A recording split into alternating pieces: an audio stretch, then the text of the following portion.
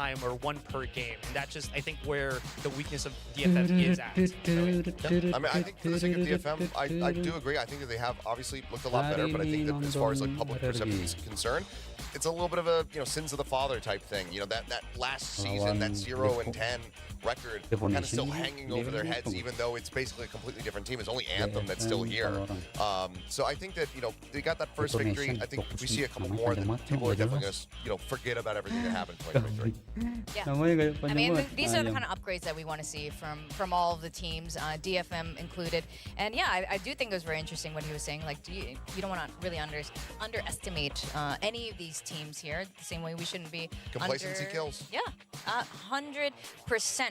And for those of you watching at home, I want to remind you, Pacific, we are tuning in to chat. We are tuning in to Twitter and social media in general. We're taking questions. We're going to be featuring here the questions specifically for players. We'll be asking the players and we'll be showing it here. And we had some interesting ones. There's one asking like what deodorant Tetra uses. We're probably not going to ask him that one, but interesting to know. Well, he probably doesn't. Because most Koreans, I mean, just kind of Asians in general, just don't really use. There's a gene apparently that Koreans don't have body odor. Just don't smell. I don't know if that's true, but like I haven't smelled anything. I had to like import my deodorant for like the first 5 years of living here because I just couldn't. You just couldn't go into a store and like just find it. Yeah. Okay. That's interesting. Maybe I do want to ask him now. Oh my God. I didn't think I would want to know. Your face right now. I'm a newcomer to Korea, so I am new to this, so I don't know. I use, so. Okay, so this is like maybe just a Korean thing. In the Philippines, they use deodorant. In America, they use deodorant. It's such a humid country. It is. Well, I don't know. I figure here it get a little sweaty sometimes on stage, depending on who you're playing against. Yeah, but this matchup, how are you guys feeling in terms of, obviously you predicted RRQ, most of us did, except for Quack. If we had to give it a number in terms of like percentage, how are you feeling about it? I'm actually thinking about it now. I'm a little bit more concerned for RRQ because William predicted for them. And he's kind of been the curse for them. That's true. He said that he was going to stop doing it because they kept blaming him, but now he's back on the hype train, and this could be their undoing. Oh. William is casting today, so maybe he can speak up for himself. Yeah, he'll have to defend himself once we get over to them. Yeah. How about you, Asurai? In terms of confidence of an RRQ and Asurai, the predictor, even though he has claimed he hasn't gotten some of the predictions right in a while. Okay. I think I have Monyet, so I think he's gonna break that kind of curse. He feels like he has the lucky charm, in that regard. But kind of looking into it, I usually base my predictions on like how I feel pound for pound the players are, and I feel like in terms of individualistic plays, RRQ feels like they have that edge over DFM. For me, it's just as simple as that. I don't really have to explain too hard into it. I feel like Jemkin's just insane. Monyet showed how good he can be when he was with Paper X. So that's like players that integrated him well when he was GE, when he was kind of being put all over the place in terms of roles. So that being said, and then they also have his kind of camaraderie with Elmi Moore. They were teammates before when they were still playing in Indonesia, I think, for Onyx. So you have that synergy already. So he's not integrating long to come into RRQ. So I feel like, RRQ for me. Yeah, no, that's a very fair point. Obviously, this is why we predicted for RRQ. I do think what Ewok mentioned was kind of finding that sweet spot for Monyet's experience level. Back then, Monyet was really young, really fresh to the roster, a lot of potential, but overheated. And not only did he get experience with Global, not only did he get experience with Paper X, he got to have international experience as well. And coming back with that, but still being a very young player, I think this is what is going to make RRQ very powerful. It's the same thing with Jemkin. He isn't really that fresh. He is from Ascension, but he has enough experience now. And with all of this, I mean, this could be what helps bring RRQ, complete success here in Pacific. And it's been a long time coming. I know the Indonesian fan base has been waiting, chomping at the bit, for this. With that, I know you guys have been patiently waiting for our match to start, and we are going to be welcoming our players. I can't wait to see Monyet walk out in his brand new RRQ jersey.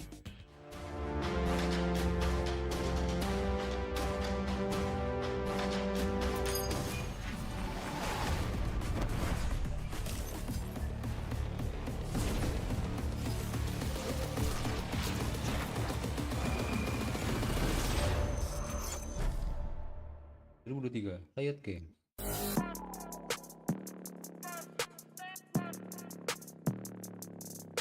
RRQ. Wah, ini sih kasihan juga. Undefeated. That's why they call me undisputed. Detonation focus me. I've been up on my stats. Now would you look at that? Undefeated, locked and loaded. We about to blow. Caught 'em with that left, I leave 'em tapped out on the floor. Sounding itchy, sticky, swishy. Watch me bank a score. Up in the boat, I'm in the zone. Yeah. Go to the fire, the breath. King of the jungle and beam my I love the Undefeated soundtrack, specifically made for VCT Pacific. But we're welcoming our two teams now, RRQ and DFM. Both of these teams have a lot to prove. They want to make it to playoffs. They want that championship points. They want their shot at the international stage. They do. And I mean, honestly, if they're able to get it here with Monyet joining the team, then, I mean, Ewok, he's allowed for other coaches to just basically do his dirty work. So, then, yeah, go ahead, train this guy up, make him into an absolute monster that we know he can be. And then I'm going to take him and I'm going to use it to get myself over to the champion stage.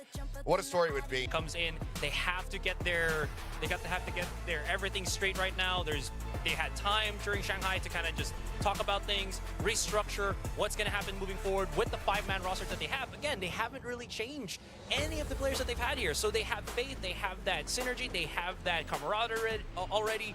Can it beat RRQ with the addition of Monyet here in this series right now? It is so important for DFM to win every single one of their matches this stage 2 if they want to even think about getting close to playoffs, getting close to champions at all. It's sort of like T1. It's a very tough situation, but you know what? We do need a Japan representative up there on stage at some point. We're going to go over our casters, jump into our first match of today. Take it away, Chobra and Valdez. Hello, thank you, Deskers, for that wonderful breakdown of the pre-show. I'm Valdez, with me is Chobra once again, and we're going to be breaking down this first awesome match, RRQ and DFM, first time here in Stage 2. Yeah. How are you feeling about this matchup, Chobra? I'm very excited for multiple reasons. Obviously, a lot of people know that I've been excited about the RRQ roster for a long time, but this is a whole new look, right? Obviously, at the beginning of the year, we had Jemkin coming in, Estrella joining in, now you've got Monyet. So quite frankly, the core has changed, right? The majority of this team now no longer the same from last year, but the desk talked about why they're excited. Now DFM, I love that Coach Ewok brought that up. They have been fighting tooth and nail for a lot of these matches, and taking a look at the compositions right away. All right, the surprises that RRQ talked about. No dual, you've got 2 duelist players, well technically 3 if you count Estrella, and you're going for no duelist. I'm down for that. I'm what honestly. What does it mean? Yeah, obviously we've seen no duelist comps in the history of Icebox here and there. For a while, it was quite the meta with a lot of the Sentinels back then with Chamber. But these days, we've seen a couple experimentations. Hasn't gone very well, but I do like that you're supplementing the Sova on top of the KO Gecko. That helps mitigate some of the flood util and then nothing to hold off on the site or nothing to go for the retakes and some of those problems. Whereas DFM, we actually haven't seen their Icebox this year, so we see that they're going to stick with the Viper Harbor to control their composition. Yeah, it's just very interesting. I like that RRQ, they come in, they show a lot of respect for Detonate's Focus Me. They have kind of a new composition to bring into the first map. They want to start off Stage 2 with a bang, and definitely with some surprises, as Ewok was already talking about, we would see over the course of this second stage. So definitely very excited to see how this is going to work out up against DFM, who in their own right definitely have some proving to do. I think RRQ Stage 1 was pretty good. You know, they took that last match over Genji. They finished 3-2. Whereas DFM, you know, starting with the 1-4, they have a lot of work to do to climb up if they want to make something happen. Taking a look at the pistol rounds as well, of course. DFM, not exactly their strong suit so far, but we'll see if they can start to change that number coming in. See Ghost across the board, but then the one share for Medusa has that Killjoy on the attack here, favoring a lot more the firepower as they might be looking to stick together. Maybe he'll have to win a couple 1v1s on the lurk on the A side as well. Let's see what this is going to look like for DFM starting out on the attack. It does look like they are edging over towards the B site at the moment and sending the Killjoy by herself over at A. Yeah, already very deep for Medusa, so he could immediately start to go get information on A if he ever so needs. But the dash being used by DFM, so it's a pretty big commitment to the B site with the toxic screen up. They want to supplement it with the high tide, make sure that you have full time. And look at this, they're already concerned about the absolute slew of utility that might be flying out from RRQ, trying to bait that out with the fake. Yeah, it's definitely a lot to deal with. Neth did take a little bit of damage there from the shock dart, but this is going to have to come down to a retake as the rubber ball already going to be thrown forward. And a flash over the top. Oh, the double flash is a timing a little bit missed here by RRQ. They just have to go in and win these fights dry, and it's not working out for them. Yeah, not looking good so far. Estrella is going to be the one guy to get it done, but Anthem is holding it down. Money and Asphero do get a couple of pieces, but now a lot of time bought here. And still a couple of members left for Medusa. It's all up to Monyet here, back on the roster in the first round. He's just going to have to try to hold it. It's not going to happen. So Sess does shut that down. And as you mentioned, that retake, not the cleanest thing we've ever seen. Yeah, it looks like there was a bit of a rush on the flashes as they see the cascade coming out from the harbor, and they wanted to try to capitalize on it, make sure that DFM's not pushing right behind it, but that meant that they had to start peeking dry without any utility. DFM, the positioning, very, very good. Crossfires all throughout, and always having a backup plan, a good pistol round to bring up that pistol win rate, as we now see 4 rifles purchased by DFM. They're kicking off the snowball strong here. Yeah, they're gonna start off with a lot of momentum in this one. A relatively clean first round, and now it does look like they want to hit onto A.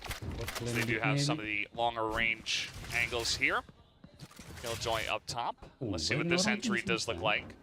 Yeah, it is going to be an accurate stack from RRQ, but May with the opening kill opens things up.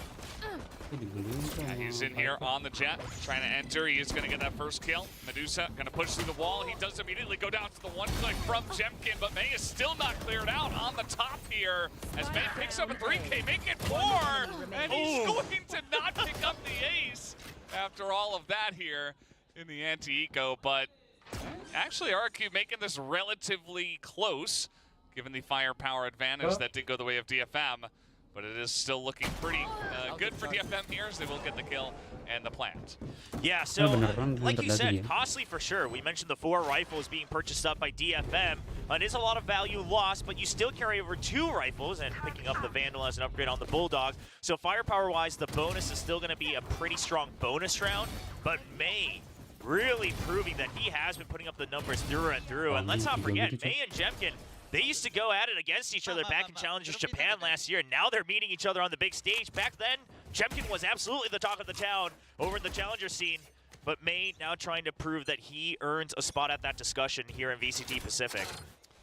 I mean, the guy has always been a very strong talent. As they were saying, even on the analyst desk, it's, you know, we know what he can do. It's more so about the team supporting him as well in terms of utilizing that utility and getting him in onto the right spots at the right time. As speaking of which, he's going to be pushing right down the middle here. They do look towards B at this point in time. Monyet down to 5 health, but Estrella not cleared out, and Jemkin is there as well. 3 headshots in a row, and this push is shut down heavily.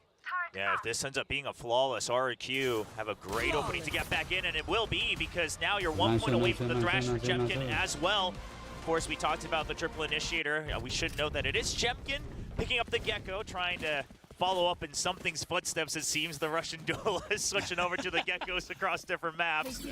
We'll see how good his util usage continues to be. But as much as the round itself doesn't go well at all for DFM, I like that they say, okay, it's a bonus. Let's throw something else out there. Let's throw a little bit of conditioning, a bit of a curveball to make sure that they have to continue to invest into that middle part of the map so we can have a bit of an easier time in the sites in the coming rounds. Now, so what Jemkin was able to do there on the timing, just pushing in behind them. They did not expect that at all, and it really took the wind out of the sails of that push. So, as you mentioned, trying something a bit sneaky there on the bonus, but now does have the blades out here for May. We'll see if he can get something big on the A site once again, as he did in that anti-eco. But for now, just going to take this one slow. Yeah, and just look at how liberal RRQ can afford to be with their util to combat for space here on the A side. I mean, you're dumping so much, and you still have a flash drive. You still got a shock dart. Of course, you still have the mosh as well for anything like a retake or just to delay if the timer starts to run out. And that's going to be something that DFM really has to figure out what they want to do, right? It's another initiator that you're not used to playing against. Sure, there's no duelist on the other side, but the concern right now is DFM, they're the ones who have to break through. Now starting to re-clear space, but the Cascade and the drone gives it up pretty clearly. So RRQ shifting to a 2-1-2 default. Yeah, that they will. This drone is going to see a couple of them outside of May from the defensive side, and May is just kind of peeking his head in here, seeing what he can see. Meanwhile, Anthem trying to poke out on B, but he's the only one over there at this point in time. 23 seconds as they will be able to get this plant down. It does look like RRQ will look for the retake. Yes, just saving up the shock dart and the mosh as well. Recon online, so everything there for the retake. And Xfero's good for 2 on the flank. Yeah, Xfero, huge value there. Medusa finally able to take him down, but this is going to make this a pretty even spot. As looking for the defuse now. There it goes. Jemkin going to throw that down. Anthem has the angle. Eleanor, though, he's controlling this area, and Estrella is also able to stop them from getting in. Anthem does trade one back, but this is still going to be around over to RRQ. You do see that Anthem does barely get away there. Seems like DFM maybe was a bit too concerned about staying calm here in the post plan. I mean, yeah, it goes down to a 3v3. Yes, Xfero catches you off guard, so you have to start to regroup far back, try to rely on the lineups. But let's say it wasn't Wingman, let's say it was a member there. It's still a lot of time wasted. The half was absolutely guaranteed by RRQ. And while I appreciate the fact that DFM's not panicking, it is something they're going to have to revisit, and especially, of course, considering that the Wingman is a factor, right? It's still going to be a 3v3 firefight. Yeah, absolutely. I think, as you mentioned, maybe just a little bit flustered there, a little bit caught off guard, but DFM definitely still in this one. Only 2 rifles in this round, though. We'll see where they do go with this. As the wall is up, they are pushing in towards B. Just waiting at yellow to see if anyone is going to poke their head out. Oh, the Thrash being used early just to try to buy some time. Worst case, you could try to recover it in the process of a retake. Draws out the Reckoning as well, so ult for ult, but you still got no command on the side of RRQ. And they do Anthem, though, pushing out here, able to get that first kill. And now it's just kind of on the run. They are going to get this plant down and look to defend it. As there it is, but Xfero up top, he is going to pick up one, and May's going to win that long-range fight now. The defensive lockdown here from the side of RRQ, and we'll look to potentially stop this from happening, and they are just going to try to rotate out of here entirely and move over to A. Yeah, a bit of a miss on the fragment as well, so now they have to take out Anthem before they go for the rotate, because otherwise they will leave their backs open. And this is an absolute pain point for RRQ. It's a good flash, but that's a flash drive invested. So not exactly an ideal scenario, especially considering that this was not a full buy round for DFM. They've already drawn out all the ultimates on the side of RRQ. I would say that's a victory in and of its own. But if they get more kills here, it's going to be bad for RRQ. Yeah, May just absolutely fantastic timing there, knowing exactly that one guy would just be out there rotating in and out. Medusa with a quick headshot with the Sheriff, and you see that Jemkin's saying, well, I don't think I've got a chance here, and he might just look to back out of this one. Yeah, you gotta not only save your rifle, obviously your creds are fine, but you don't want to give away the ult points, you don't want to give away the upgrades. Already pings coming in on the rifles that would have been dropped. So it does look like DFM will have quite a few. He's looking to potentially take this against Net. He is going to take him down. And so he does deny potentially one of those rifles that was picked up. May thinking about it, but yeah, he's just going to play it safe. So that will be round over to the side of DFM. They push into B, get some nice trades. Even bringing the 3 Sheriffs into that round and still able to pick up the win. Yeah, and it's great to see that it's not just May hitting some of these crucial impact shots, right? In that round, we have Medusa picking one up with the Sheriff as well. Anthem doing a great job buying time over by Yellow, kind of sacrificing himself behind that container. So this is good news for DFM, and already we're seeing the impact of that bonus round that they had pushing mid. So much effort in the past 2 rounds has been spent by RRQ, putting util there, having someone to try to play off of it, and now finally RRQ making the call to leave that weaker and start to stack one side or the other. And they do have a bit of a stack over towards the B site at the moment. They have left their Killjoy Xfero there in the middle of the map, and it is just more over here at A. As now, gonna throw out the Hunter's Fury, see if he can get onto the back of the site, and DFM should be able to do exactly that. There's not a lot of pressure, and Maze just up top here. They did not even check it. Xfero just going to go down just like that. Yeah, an absolute wild card position off of that dash, but for now, it's a quick retake coming in from RRQ. The attacker lockdown has to be used to try to fend this off. There is a fragment, but can you throw it in time? He's already there to try to block it too, Medusa. So forces them to have to back off and give the spike plant. Yeah, spike plant will come down, but a very nice shock dart as well, trying to pressure on Anthem here, trying to punish, but now Anthem's still up top. Are they going to check this one? The timing is pretty good. The shots are good as well, but Elmimore and Jemkin do trade one apiece. Anthem's still alive on 17 health.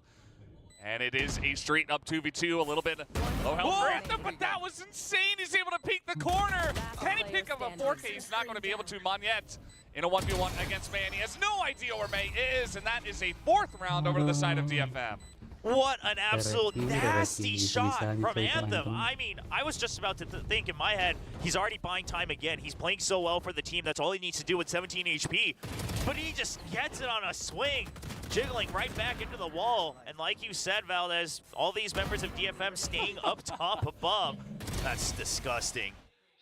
They're using the map to their advantage. That's one of the things that makes Icebox a little bit annoying, is there's a lot of verticality. And RRQ, they've been counting it out, and it's leading to a couple round losses. Yeah, absolutely. RRQ definitely struggling a bit. They're going to have to figure out something there. I did like that fast attempt at a retake, but the attackers' lockdown had actually worked out pretty well for DFM to get the plant down.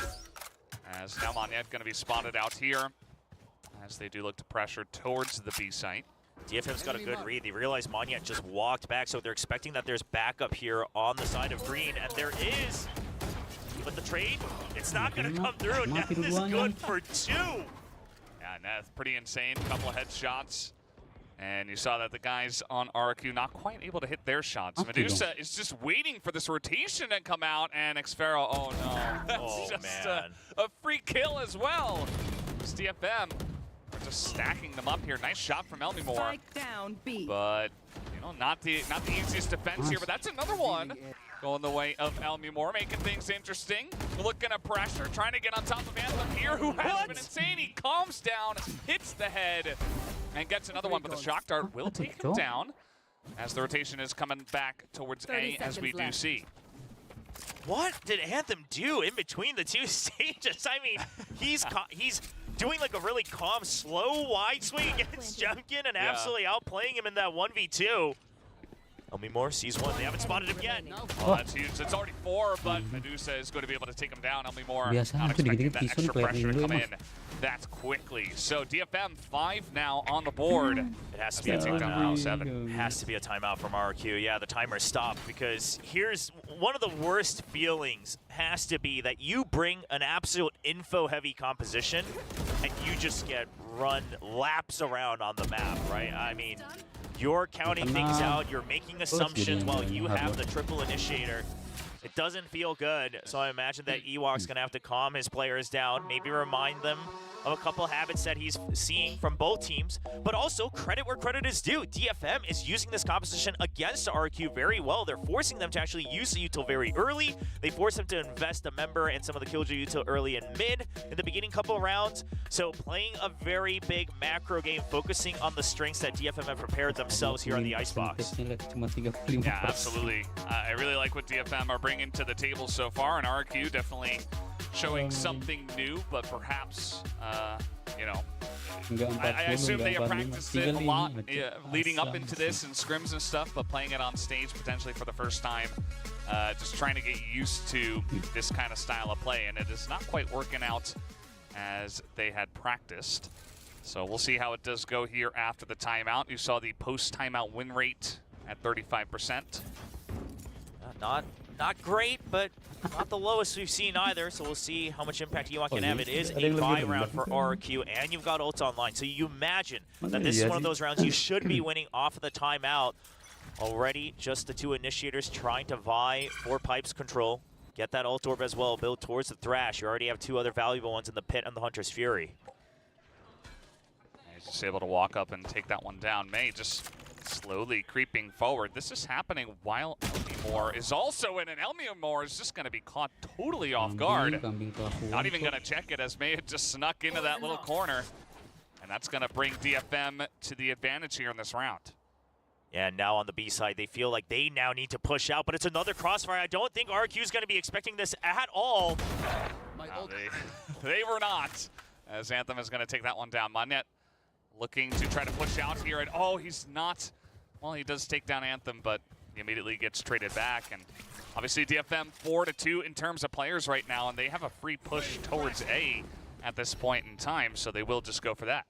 I hate to call him out on it, but Coach Ewok was the one who said he thinks a lot of people are underestimating DFM. I'm going to be honest, RRQ players look like they're underestimating DFM a little bit here, not making assumptions about the possible double teams, not making assumptions about the possible crossfires. 30 seconds. And right now, DFM look as calm as ever as they look to try to go to another 6th round win.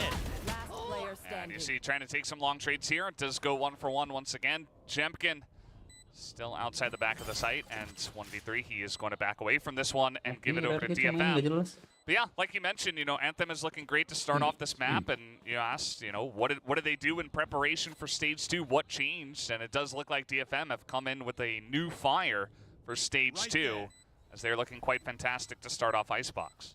Yeah, because you can talk about the strats, etc., everything, but RRQ was also one of those teams where, regardless of win or lose, you had a couple players that were always good for a couple kills, right? Elmimore here on this Icebox had some nasty games in Stage 1. Jemkin, of course, quietly always putting up incredible numbers across all of their matches.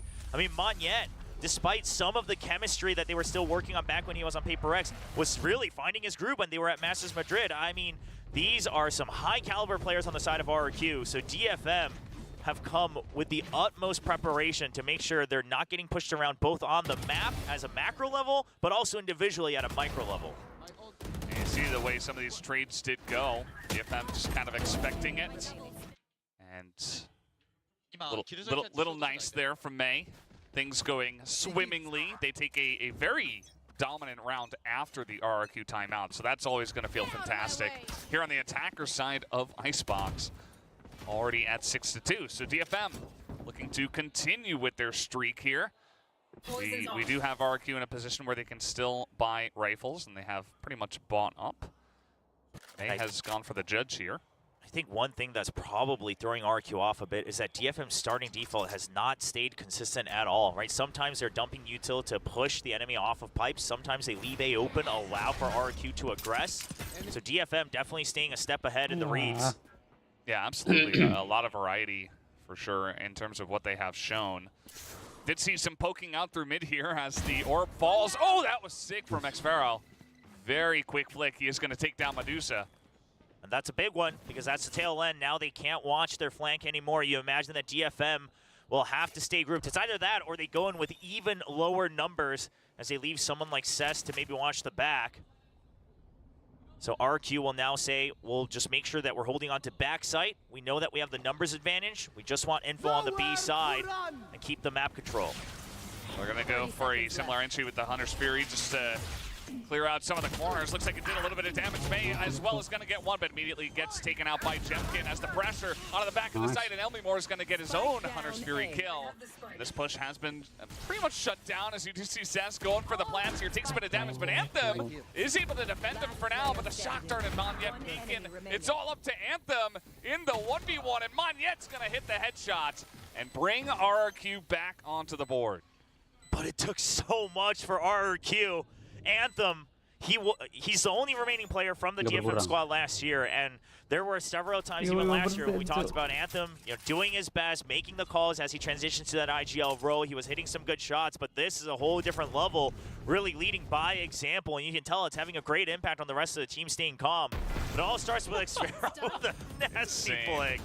Oh, man, you could tell. That's one of those flicks where it's always in the back of his mind, right? He's just waiting for it to happen. Yeah, no, he was ready. He reacted extremely quickly, and he did not miss. And you saw that Monette pretty critical there towards the end, also hitting his shots in what could have been a really precarious situation. I mean, they really needed that round, RRQ did. But let's see how it's going to go, as now May is getting a bit aggressive, trying to peek onto this one, but flash drive over the top. May's still hanging around. He's going to push right down the middle. and he's just going to peek this one. He is not to be stopped. He's got some support from his team as well. Oh, Xfero's up top. That's going to be a hard position to read, but Ned, is he checking for it? No. Oh, gets routed. Yeah, it does get traded back by Anthem, who did push in towards A. So just through mid and through A, they are able to get onto the site, but Elmimor, this is very sharp angle, and he gets another one through the wall. Kind of insane how he's able to shut this one down just by himself. So now DFM in a little bit of a scramble, not expecting the third guy to be in that corner, as May's still here. Still trying to poke down the plants, but he is going to go up top of Medusa. They have a bit of a crossfire. Let's see if May can get this 1v2 here. As Estrella is looking this direction, he's going to drop down, and there it is. Estrella easily able to clean up that one. So RRQ able to link 2 rounds in a row. I was scared there for a second when both members of DFM were looking to go up top again. RRQ, they've been taken out in that position before, but 2 very hard-fought wins, but round wins nonetheless, something that RRQ desperately needed, having only had 2 in the very beginning of this half. And Elmimor following suit after Xfero, bringing back some of that crispy aim to make sure that RRQ can stay in the fight. But overall, once again, DFM, they say, all right, it's time to bring out another curveball. Let's do a hard hit onto mid. And overall, the control was very good, right? They pushed RRQ far out. They isolated one guy on A. It was a very, very good start to the round for DFM. Yeah, it absolutely was. And credit to RRQ for being able to shut that down. DFM always bringing a new look every time. And this time does look just to be 5 members pushing in through the front door of A. And I think this worked very early on in this map. It is going to get the pit down here on the defensive end. Monyet going to throw that down already on the A site. But they are looking to peek here. Xfero outside the pit is going to get this first kill. Yeah, and you saw that, and that was a spike as well. So you know that DFM now a little bit stuck. Xfero just looking to buy time. It's going to be the lockdown to counter out the enemy's Viper's pit as well. All ultimates going out in this round. Yeah, we got pits, we got a lockdown. We are fully committing into this one. The lockdown is going to push them out, though, as you mentioned. On the counter, Xfero, though, is going to push out and try to catch them with their backs turned. He is going to be traded back by May. This is the spike recovered by DFM as well. So RRQ not getting as much value as he originally would have hoped. And once again up top, RRQ, you got to start looking up. Yeah, they really do. I mean, May is just swinging on the vine into the site and just not expecting that at all. It is going to still be a 3v3 situation, as this pit is still up for Monyet. Estrella still able to hold this corner now, as Temkin able to come in and help the cleanup, and now it's all up to Medusa, who has a lot of pressure on him. And 7 seconds, he gets 2, and he's gonna hold the plant here, and he gets a third one! He's able to clutch it out in an insane manner. Medusa, what has gotten into this guy? That double swing was so clean too from RRQ, the high-low. It's not like they were off tempo or anything. Yeah. But Medusa just has full faith that he's going to hit the first shot, transfers it right over. TFM, whatever their training regimen has been in between the stages, everyone's got to pick that up. I mean, look at this. Sure, it's an op, and he misses, which, by the way, a rare sight for Jemkin, but the reaction there off of the plan as well. Yeah. Holy cow. He looked very satisfied with that one. You saw the little smirk he had. I mean, how could you not be satisfied? And that's going to deal a mental blow as well to RRQ. I mean, that's a round they should have had. 3 versus 1 at the very end, and Medusa just shuts them down. So DFM now 7-4, and they're going to open up with the first kill here onto Monyet, as they do look to pressure on in. Xfero is able to take this long trade, and that's the spike down as well. So now you know that DFM will have to reposition. You still have the turret and the alarm bot to watch mid. So RRQ, given that it's a 4v4 and the weaker weapons on Elmimor, they're going to start to try to group up. Xfero just hiding out by screens to make sure he can make use of his nanoswarms, maybe do a little chip damage. At least make sure that you're holding on to screens so the retake can happen should the spike be planted. Initiated. All right, well, we are going to have this lockdown coming in, as they do declare that they will be moving towards the A site and looking to plant here. Xfero slowly backing out of this one. And let's see what this retake looks like for the side of RRQ. That detake comes down onto Elmimor. That was not planned. Yeah, that means no shock darts for the time being. Spike planted. There's going to be Estrella trying to pull out here. He's going to get that First kill here onto Medusa, and May just on the corner, able to hold it down, able to peek it once again. He picks up 3, picks up 4, and DFM will close out the half with 8 rounds. So ini A jadi very, very rejuvenated tangsakan DFM. bareng I Brit. mean, they might be looking to shock the world once again in their opening match here in Stage 2, just like they did in Stage 1. They came out swinging back then against T1. Of course, didn't go the rest of their way, but now maybe trying to recreate that magic. We'll see if RRQ can bring it back. Yeah, and we did have some data from RRQ on this map. Their attacker side, 46%. They're going to have to up those numbers here today if they are going to have a chance up against DFM, who just looks revitalized for Stage 2, as you mentioned. They just look fantastic. Not sure what has gotten into them, but clearly the preparation and practice has made them a new team. Maybe Quack was onto something, you know? Maybe he coming was. back and, you know, some changes. We see some interesting agent compositions, and DFM's like, no, we're just going to bring it home the old-fashioned way. Yeah, and on a map they haven't played at all this year to boot, and using a composition that I believe Zeta's actually been trying to stick with the Harbor, and it hasn't really gone very positively for them. But DFM working their magic with it, very slow, very methodical. And more than anything, again, I think the fact that they're always having someone there to trade, right? No one's going off trying to make solo plays. It's not like May's digging deep into his own pockets just to bring home some frags. Nope. And that's the big difference here in today for DFM. Yeah.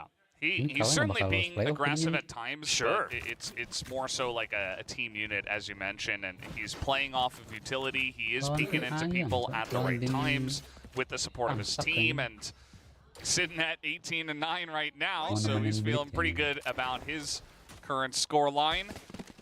And he has been having quite the map, as has, you know, a lot of the players here on the DFM roster. And let's see what this attacker side is going to look like now for the side of RRQ with their triple initiator. Yeah, so in theory with the triple initiator, you have tools to counteract the double controller, right? Because you can dump a lot more util to clear out these smokes step by step and counter that stalling power that DFM has. Now that they're on the attack, RRQ, they have a little bit more priority in how they choose to use those timings. See, that's just trying to jiggle peek, just trying to get information on what this push is going to look like. Seth's ready for the utility to come over the top, but that recon dart is going to get some value. Jemkin picking up the first kill on this entry. Neth and his buddy here just hiding around the corners, and these entry kills from the side of RRQ are looking good. Monyet 2, Jemkin 2, and now it's only May left in a 1v4. He's got a couple 4Ks here on this map. We'll see if he can do it again with the Sheriff. But everybody hiding away. You've still got Monyet just to buy time on yellow as well. May, he's aware of the fact that there might be someone on the hunt. Coming around, wrapping around, given the numbers advantage that RRQ has. So it's good to see that the round may feel lost, but May keeping his focus, making sure that he's getting what he can. Well, he's going to see that barrel and the hands, actually, of the Killjoy. There's not a lot of time here, and he is going to be taken down, hunted down by Jemkin. Picks up his 3rd kill on the round. Yeah, so this round was most of probably what RQ was hoping to make happen throughout this map, right? You saw just the utility. Dizzy gets shot down, doesn't matter. Pop flash with the flash drive still happens, and then there's a recon as well. So it's not like you have to rush in to capitalize on the flash. You can sit back and say, all right, you guys put up smokes for us. We pinged you behind it. It's a free kill. Now we have a numbers advantage. And it's the pistol, so sure, maybe a little bit more impact, but we'll see if RQ can continue that trend, start to do a little bit of their own conditioning on their attacking side. Yeah, it's definitely a better look for them to start off this half. It's a lot of investment with the Ghost Bullets. Okay, finally dealt with that in one way or another. And yeah, Xfero's just going to hold down this angle here on the Killjoy. Rest of the team pushed over at B. Thing is with this much time past, DFM, yeah, you might as well start shifting your weight to B. You've already made the commitment to take the space aggressively alone with May. I would say that this big shift is going to help them out in spades. We'll see if they can pull off some kind of thrifty. Here's the spam already going down through the Viper's wall, as trying to take that one out, but the spam actually from Estrella and Jemkin going to prevent that deny. Now peeking around the corner, Monyet gets 1, Monyet gets 2, Monyet gets 3, and the eco here not going to work out for the side of DFM. Unless May, he had a 1v4 the last time. He's trying to get a 1v5 this time. And even the 1v4 did not work, so looking pretty good for RRQ to link 2 in a row, as there it will go. May only picks up 1. Yeah, and of course for RRQ, you only lose the 1 Ghost as well. So overall, the investment carrying over, you had 3 rifles and a Spectre on Xfero on that lurk. That's a lot of firepower that they can work with, making sure that they don't count their eggs too early. Spamming through that smoke, knowing that this is the strength of the double controller trying to come in, deny the wingman, and that would have been trouble for RRQ as they have to close the gap. So overall, keeping their heads in the game. Thrash now online as well. RRQ has a moment to try to flip the tables here in the 3rd round of the half. Yeah, absolutely. And so far, this has been working out pretty well for them. Triple initiator, as May is going to be denied here for just a moment. Going to be pushed back down from that area. It's just so many projectiles. Right? Yeah. It's just everybody throws 1 piece of utility each. It's already 3 or 4, and then they've still got more for the actual execute, and then maybe 1 or 2 for the post plant. DFM, they have to realize that their smokes, their screens will not be respected for the majority of the second half. Right here. That is very true. May still trying to peek out here and see what he could see, but the rotation is coming in as they sense a push once again towards the B site. Although, as I do mention, that RRQ themselves are looking to rotate out of the B area and potentially head over towards A, where it is only May and some Killjoy utility down here on the site. I wonder if Xfero might have heard May right at the edge when he was on pipes, because that was an immediate reaction from RRQ to start to re-clear the space slowly, and Xfero even watching to see if there's any advancement hiding out. Double swing. Okay, and it's going to be a 1-for-1, but we still do have a couple of members here from DFM that have rotated over to A. Here's the Thrash, trying to clear out the back of this site, see what he can see. Isn't going to see much, but we'll be able to get that back. The spike has been planted. This is going to have to be just a straight-up retake from DFM as Anthem up on top. Looking, trying to push forward, but already Moshpit going to come down. And Elmimore is going to clean out 1. Takes down Medusa, who was up top. And Elmimore still holding this angle. He's able to hold the spray and take down Anthem. Sess to straight it back, but there's not a lot of time here for the side of DFM on the retake, as they will try to hold this defuse here. They are going to get into half, and Sess is able to push down and deny this from happening. They get the defuse, and Xfero at the very end does take them down, but it's still a DFM round win. Sure. I mean, in most cases, we would say, okay, well, it was, the bonus coming in, RRQ, you take away all the guns, maybe it's not so bad, but considering how it happened, you have to start to wonder, DFM's looking strong today. This could be the round that makes the difference. Real unfortunate reload timing there for Xfero as he had to back out. And in my head, I was getting ready to talk about, once RRQ wins that round, what were they doing well? The fact that they were ahead in numbers, they could afford to send someone past the smokes to be the scout and make sure that they're not sticking the plant, things like that. And immediately, DFM, a perfectly played 2-man defuse, 1 man going out front past their own toxic screen, not waiting for the sprays. Very well played round. Yeah, absolutely. Really like the way they handled that. DFM on that retake, and this is a DFM timeout, even after that round victory. It's not a bonus, but everybody did go down at the end, so still some work to be done. I mean, they still need 4 rounds, and RRQ have come back with a vengeance from the attacker side. So for right now, it does feel like it's still anybody's map, and I'm curious to see what is going to happen here. As you see, they don't quite have the money to buy much at all. So RRQ still kind of in the driver's seat here. Yeah, and RRQ, they're going to all invest back up to rifles, surely still keeping tabs. I wonder if they're maybe scared of potential half armor buys coming in from DFM, but not going for anything like the Outlaw. Sure, they're on the attacking side, but we've seen that a lot just to counteract the economy out here in Pacific. But they will just be grouping up to make sure they're not giving away free weapons. Throw forward the Gecko utility here. Trying to spam through these so many different walls, and it's a lot of vision denial with these 2 compositions here, especially on Icebox. There's a lot to clear out, as now the drone is going to come over the top here alongside of the dagger. The drone might have been able to see them there on the backside, and actually, yeah, does catch Anthem. The flash on through, and Estrella is looking to push in, takes out Medusa. who was on the edge there of that screen. Cess just trade one back, but now the flash coming in on the back of the site, and Elmimore and Estrella just going to easily clean them up. Literally having no chance there to fight back. And once again, May, he was holding close on green on the other side. You know, once they got the intel, it was A, just in case a rotate happens. Trying to get a cheeky kill or two with the shorty, but every time we see him in this position, the chances seem slimmer and slimmer, right? This time it's with a shorty against 4 members of RRQ with the rifles. So surely looking to try to just go down to the spike, if anything. There's no reason to give over a free ult point, especially to the likes of Elmimore, who's only 1 away. That's why he's on the hunt. He doesn't even have the creds, but he still wants this kill. Oh, no. Oh, no. He'll get the ult. Yeah. Well, he does get the ult, but May picks up a Vandal. And we'll see if they do try to punish this one. Xpharaoh is coming forward. Might have spotted the gun barrel there. May looking to peek the corner and takes him down as well. Making a third as well right at the very end. So May getting some bonus kills at the very end of that round. Yeah, and that does impact the economy a bit, right? If it was only Elmimore, you still all should be able to carry on with full armors and then buy the rifle over because Xpharaoh had a lot of creds backed up. Now we got 3 members on half armors, and is that what's going to make or break this round? Maybe not, but could it impact the round that really matters to close out the map? Absolutely it could.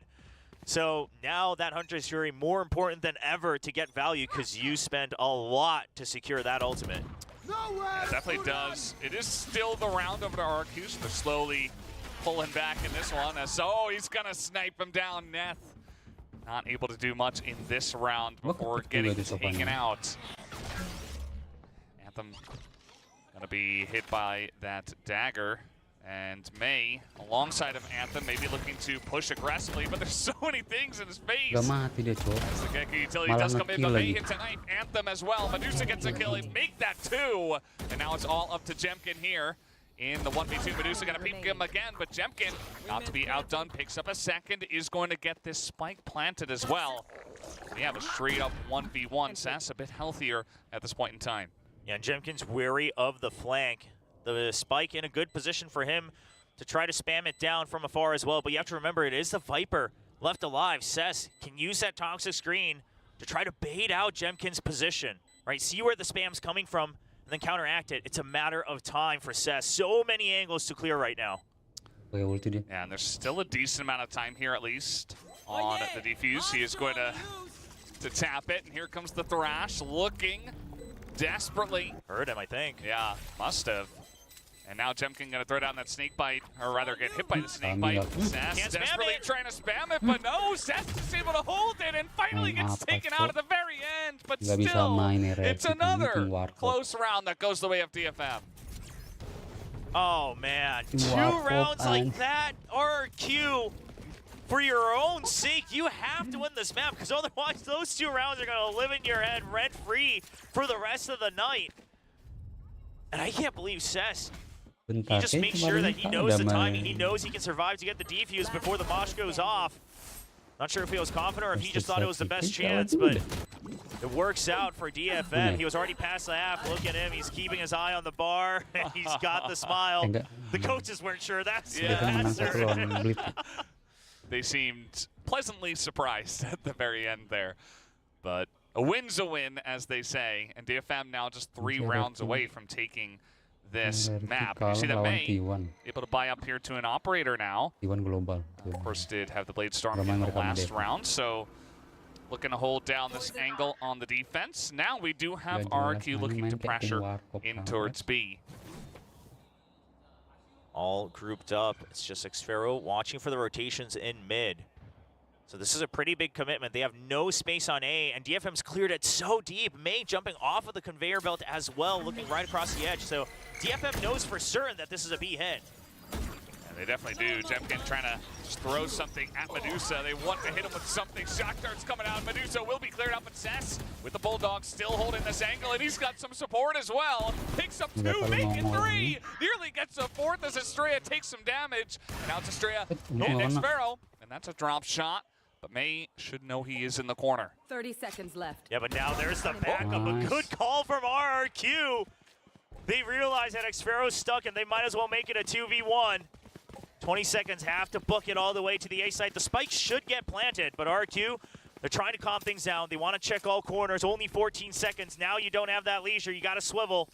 10 seconds Yeah, left. they do a bunch of that. It's going to be up to Anthem, who was incredibly clutch at the beginning of this map. We'll see if he can pull it back for the team here once again. It is a 1v2.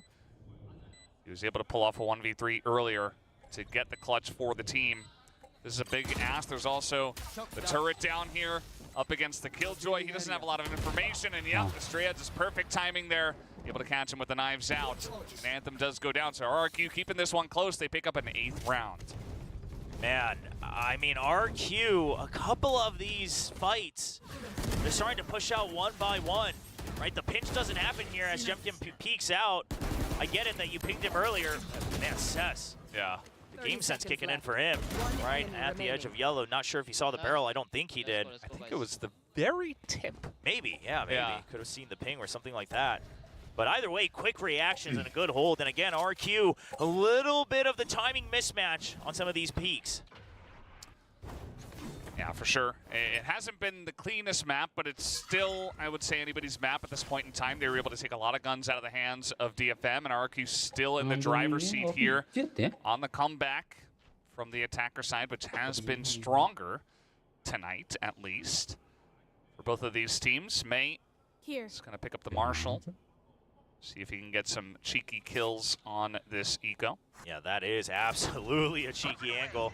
Seeing if he can get one for free. Now, RRQ, if they invest this pit, they have to realize that there's a lot of ultimates on the other side, so it's not going to be as free as you think, despite the weapon advantage. And Maze lands that shot.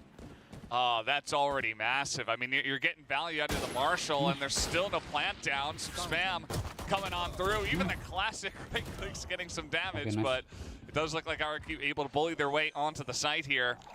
May still holding onto this Marshal. Yeah, but the flank, Medusa coming in from far. He picks up a rifle as well. Ooh. He could do a lot of damage. May not wanting to show his barrel through the Viper's pit. He's just going to hang out in the corner here for a little bit. Sass trying to make some noise up there. The ping does come down. Medusa needs to make something happen first for May to be able to jump in. He's going to make his way in, and Medusa, oh, that's a 2K.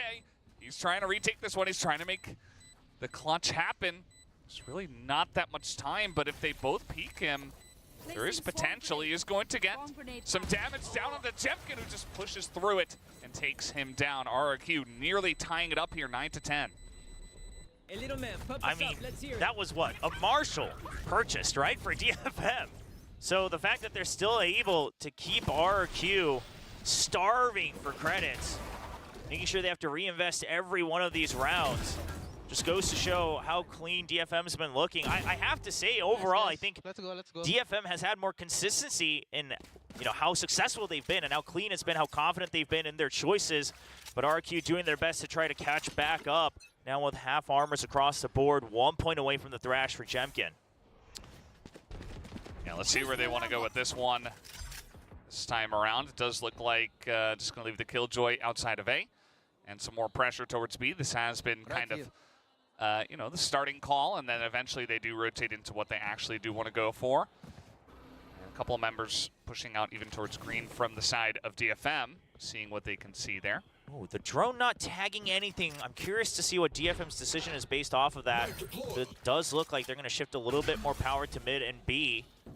But the 0 point now gives them a bit of an inkling that RRQ still hasn't made up their mind. Now RRQ, they've denied any free control of something like pipes and belt over on the A side, so they have the freedom of choice to go either way. And now on the timing of the drone going through green, they're going to start to shift their weight, and the drone fake has worked pretty well. DFM's not going to bite fully, but they are saying, okay, the likelihood was on B side at that moment. Yeah. And then the more the time goes by, we do have a lot of members here of DFM who are waiting right outside of A and are ready for this retake. And there it is.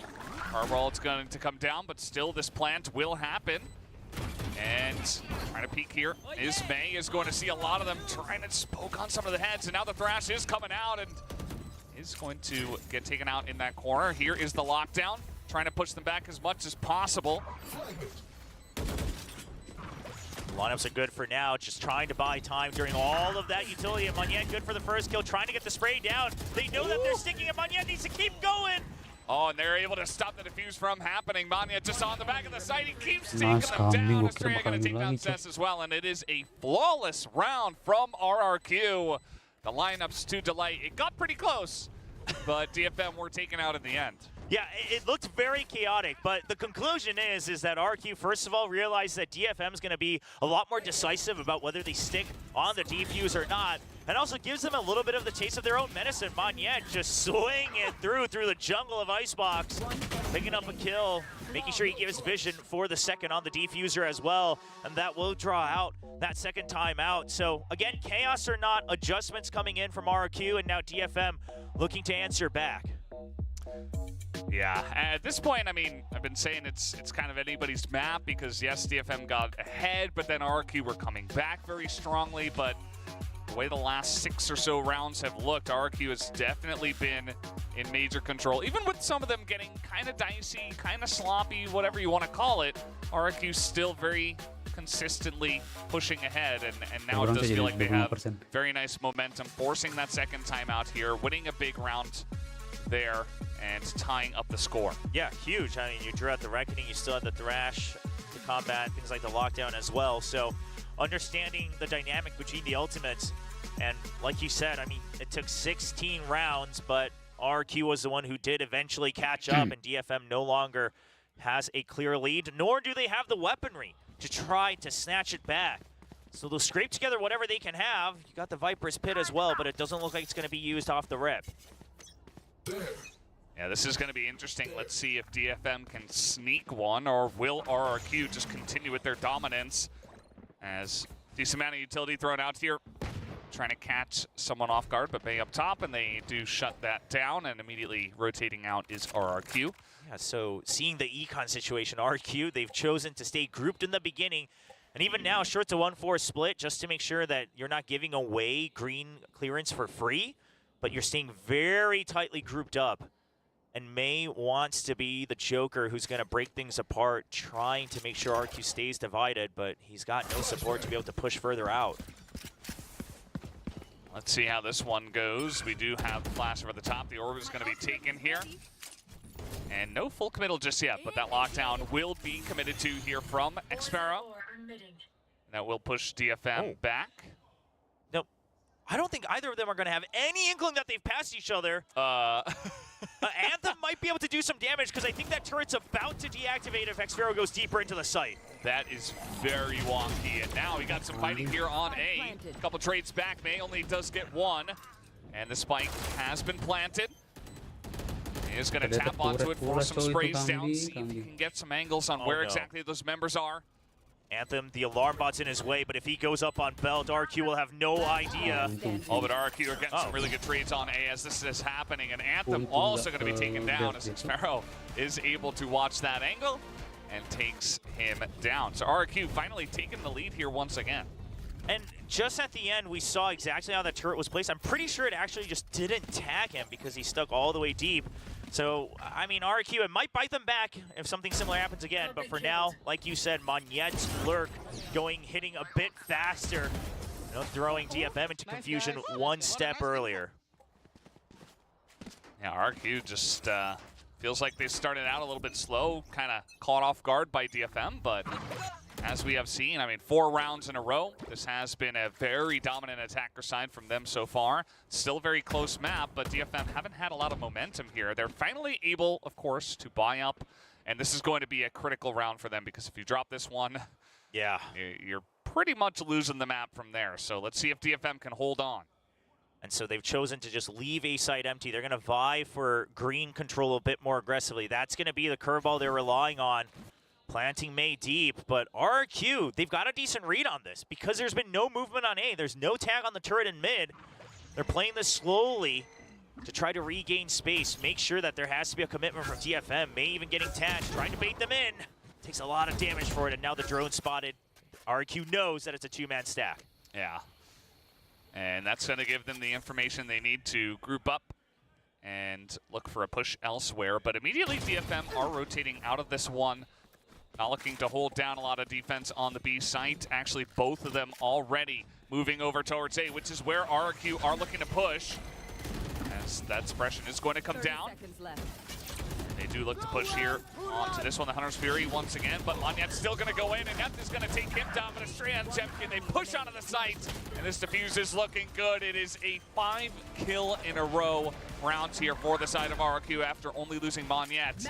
And RRQ are looking good to take down Icebox. Yeah, I mean, pushing as a team makes a world of a difference here for RRQ. There were a couple rounds earlier where they looked a little bit disjointed, but this time Monyet kind of leading by example and saying, even if I don't get the kill, let me open up the angles so you guys can all go for the trades. It's funny that it has to be a Viper, but someone has to do it, and there's no duelist on this side. They've already committed to it. They're all holding one angle each. You see? You see my aim? I saw it. Yeah, we saw it. It was pretty cool. No, don't you worry. It's very enjoyable to watch, yes. We did watch.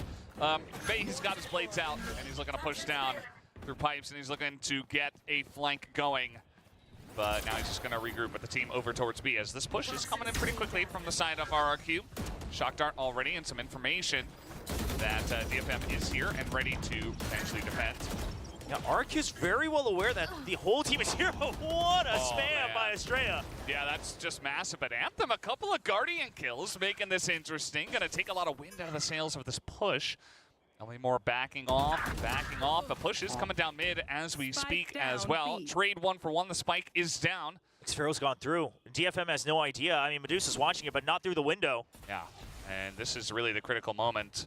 Can we see Xfero get massive value here, potentially get the drop on a two of them? We do see, I think it was Anthem was looking down mid, but he's not looking in the right spot. The shot a little bit messy, but he's able to get the one as Neth is able to survive on 5 health.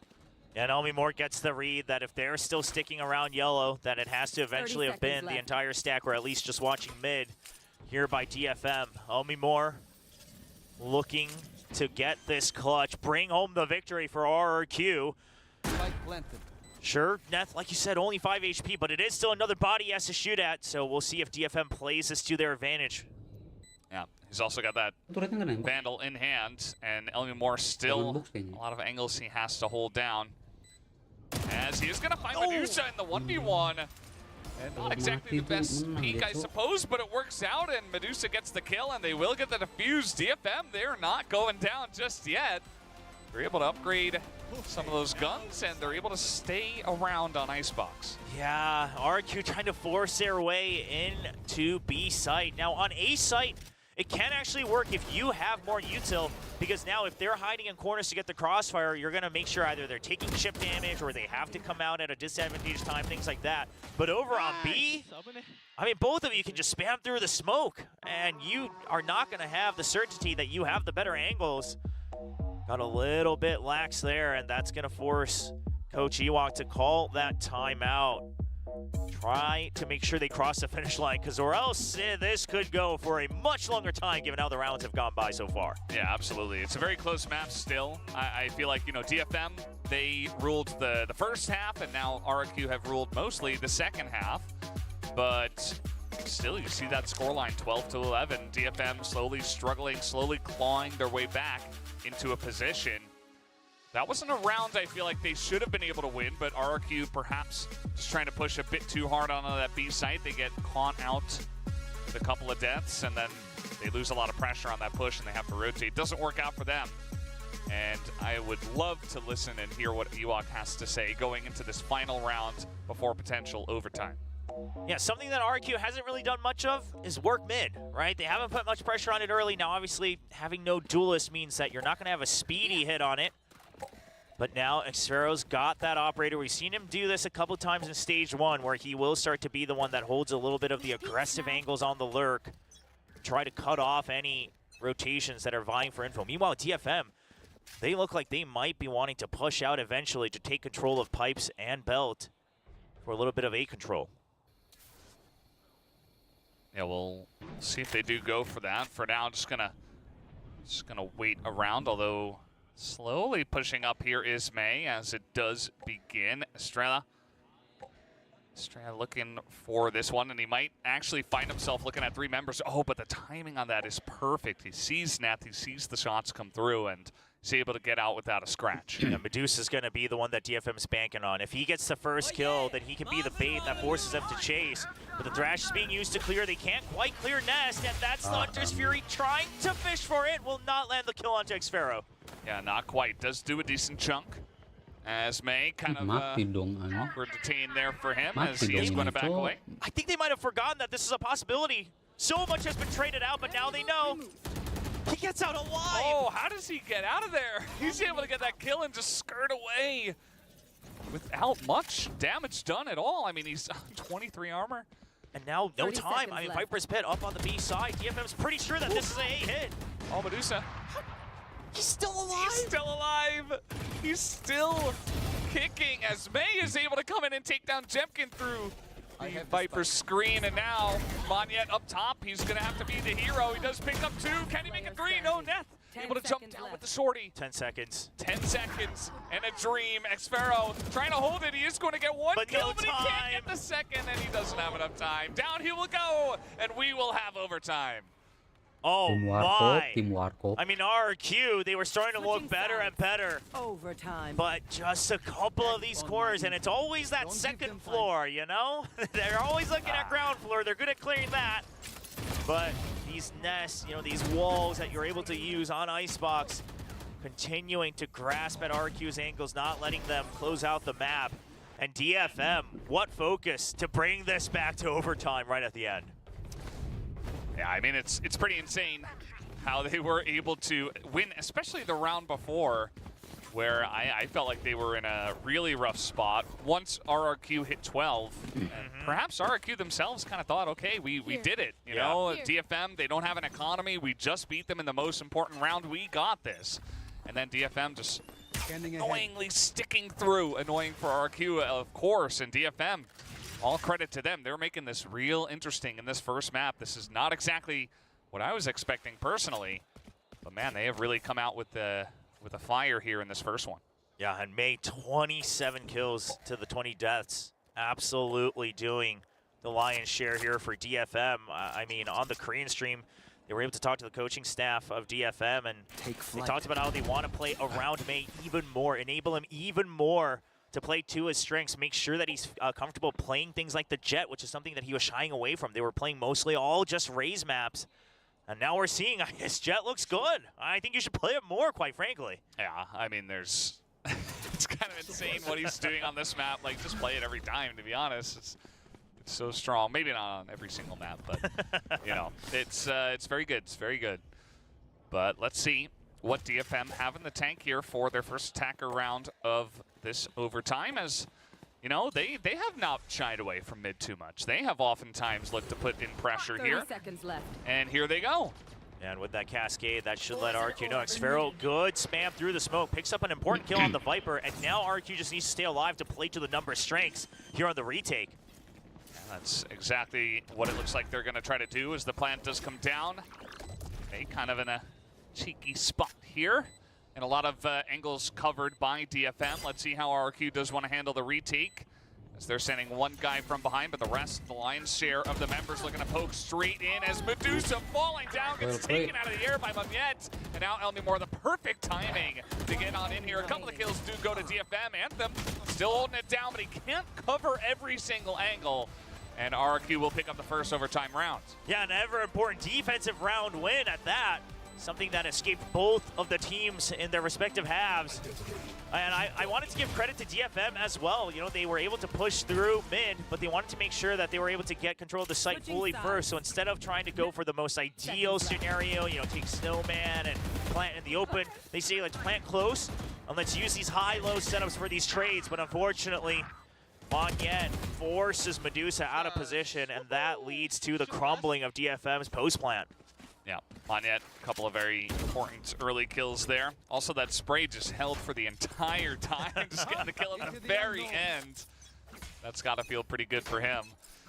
And let's see now, RRQ, as you mentioned, both these teams have been very successful on the attacker side, but DFM not able to get it done on their overtime attacker side. As now Sass going to be pushed out of yellow for now.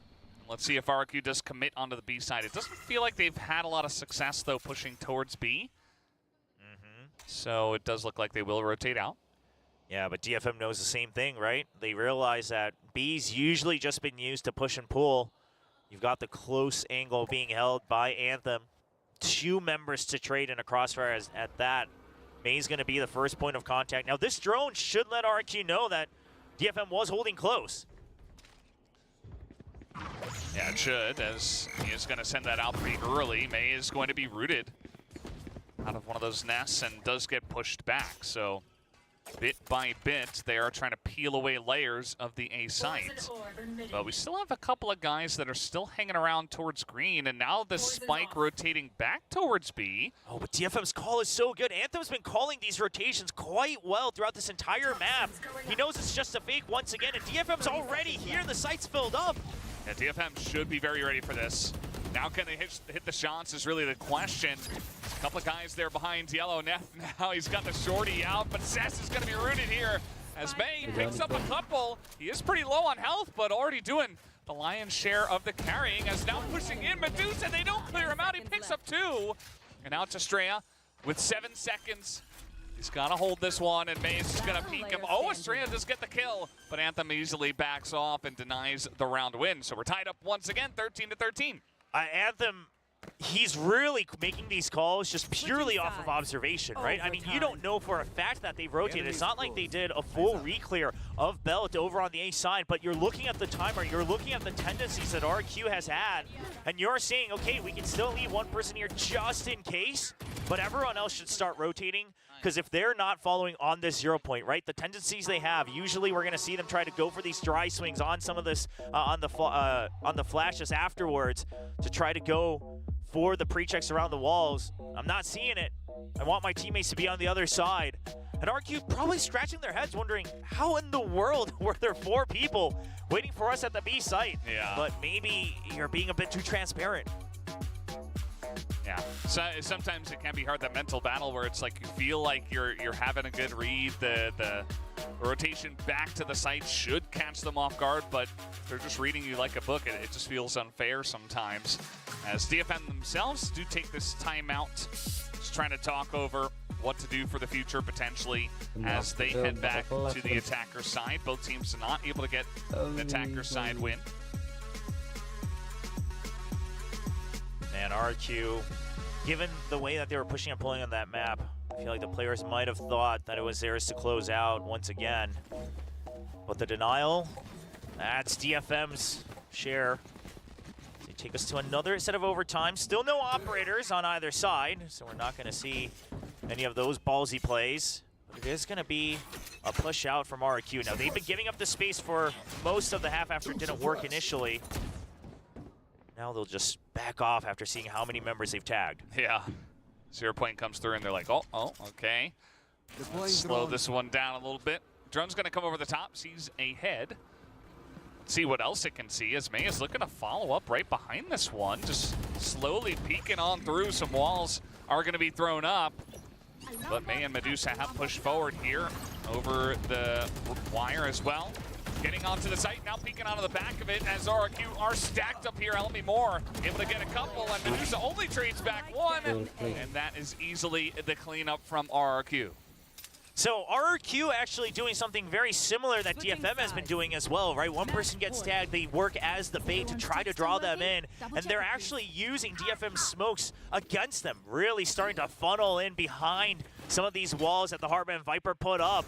And surprise, surprise, there's just too many targets when Anthem swings out around that box. The DFM, a rude awakening for them as they get routed away from the site. No plant either, so didn't even quite see the light of day. Now RQ once again, for the 3rd and 4th time, trying to close out this map. Their choice on Icebox. Yeah, it is very close on their choice of Icebox, but again, as I said earlier, a win's a win if they can get it done. But DFM have not been making this easy for them. And now, RRQ back on the attacker side. Nobody seeming to have much luck on the attacker side in overtime. Anthem here with the drone. See what he can see. Does anybody clear it on purpose? Looks like it's just going to be Monyet shown alone. It's the Viper, so it's hard to really glean any information. Obviously, you can work off of assumptions and patterns, but doesn't really serve a lot of info. Now you see the drone as well, so DFM holding their ground on B. Meanwhile, Xfero not making any go. Oh, he peeks out there, he gets flashed. Really unfortunate timing for May, but this is a great opportunity now for RRQ. They know Anthem's right around the corner, and the wingman is going to help out hugely. Medusa still able to get the one kill. Oh no, the flash not able to stop him from getting that kill somehow, and Anthem holds it down. What is going on? 30 seconds left. Icebox just wants us to watch more of DFM because everything's going their Xfero. way. Oh, Xfero, he had pushed all the way behind them. Right there. And now he's kind of the thorn in the middle of the map. They don't know exactly where he's going to rotate to. They can't rotate over very quickly. Alvimore also going to get the pick off onto Anthem here. Neth also looking to swing, and now Xfero, oh, he's able to hold on to that one and spots the last member of DFM as that Thrash not able to land, but he's on 10 health, 1v2. This is looking like a done deal, and that it will be. RRQ finally able to take Icebox 15-13. Probably not in the fashion that RQ wanted, given the hype around this roster reshuffle. But like you said, a win is a win. They're laughing as well. They know it didn't quite go as planned, and DFM coming out so strong. But this looks like it might be an absolute marathon of a match, as we've already gone through a couple overtimes here on Icebox. Yeah, clearly these two teams very evenly matched, at least on this first map. We'll have to see what DFM can do when they return in the second map, which I do believe is Ascent, their choice. But either way, guys, we're done here for the first map. Let's throw it back to the analyst desk to break down all the action. Well, it was looking a little rough for RRQ, but the power of friendship helped eke them through really far into overtime, and they make it through. I mean, this is a good showing from DFM, though. Oh, yeah. This was, I mean, a much different look. One that we couldn't have really expected, but one that is very refreshing to see. May picking up the jet, something that he's been apprehensive about, utilizing in the past, because we've been seeing him play, Raze on Ascent. Hasn't been the best aside from, the victory over T1, but this jet is cracked. That was an incredible performance. I mean, to be able to get DFM up 8-4 at the half, solid start, and it was really concerning for RRQ because they're running duelistless. So having that really poor start on the defense, it was looking like this was going to be DFM's map. But yeah, I mean, power of friendship, power of perseverance. They barely managed to come out on top. Yeah, absolutely. I think the biggest takeaway here, specifically for DFM, is how good their fundamentals are, right? We are talking about how there was something kind of...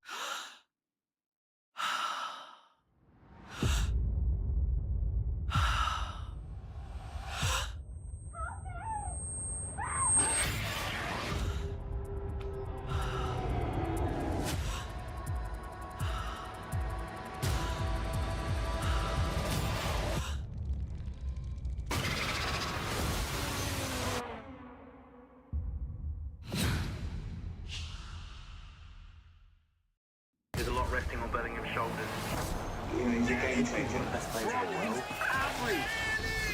Well, it's only the weight of the nation. Just like it's only expectations. It's only the next big thing. It's only making history. It's only the beginning.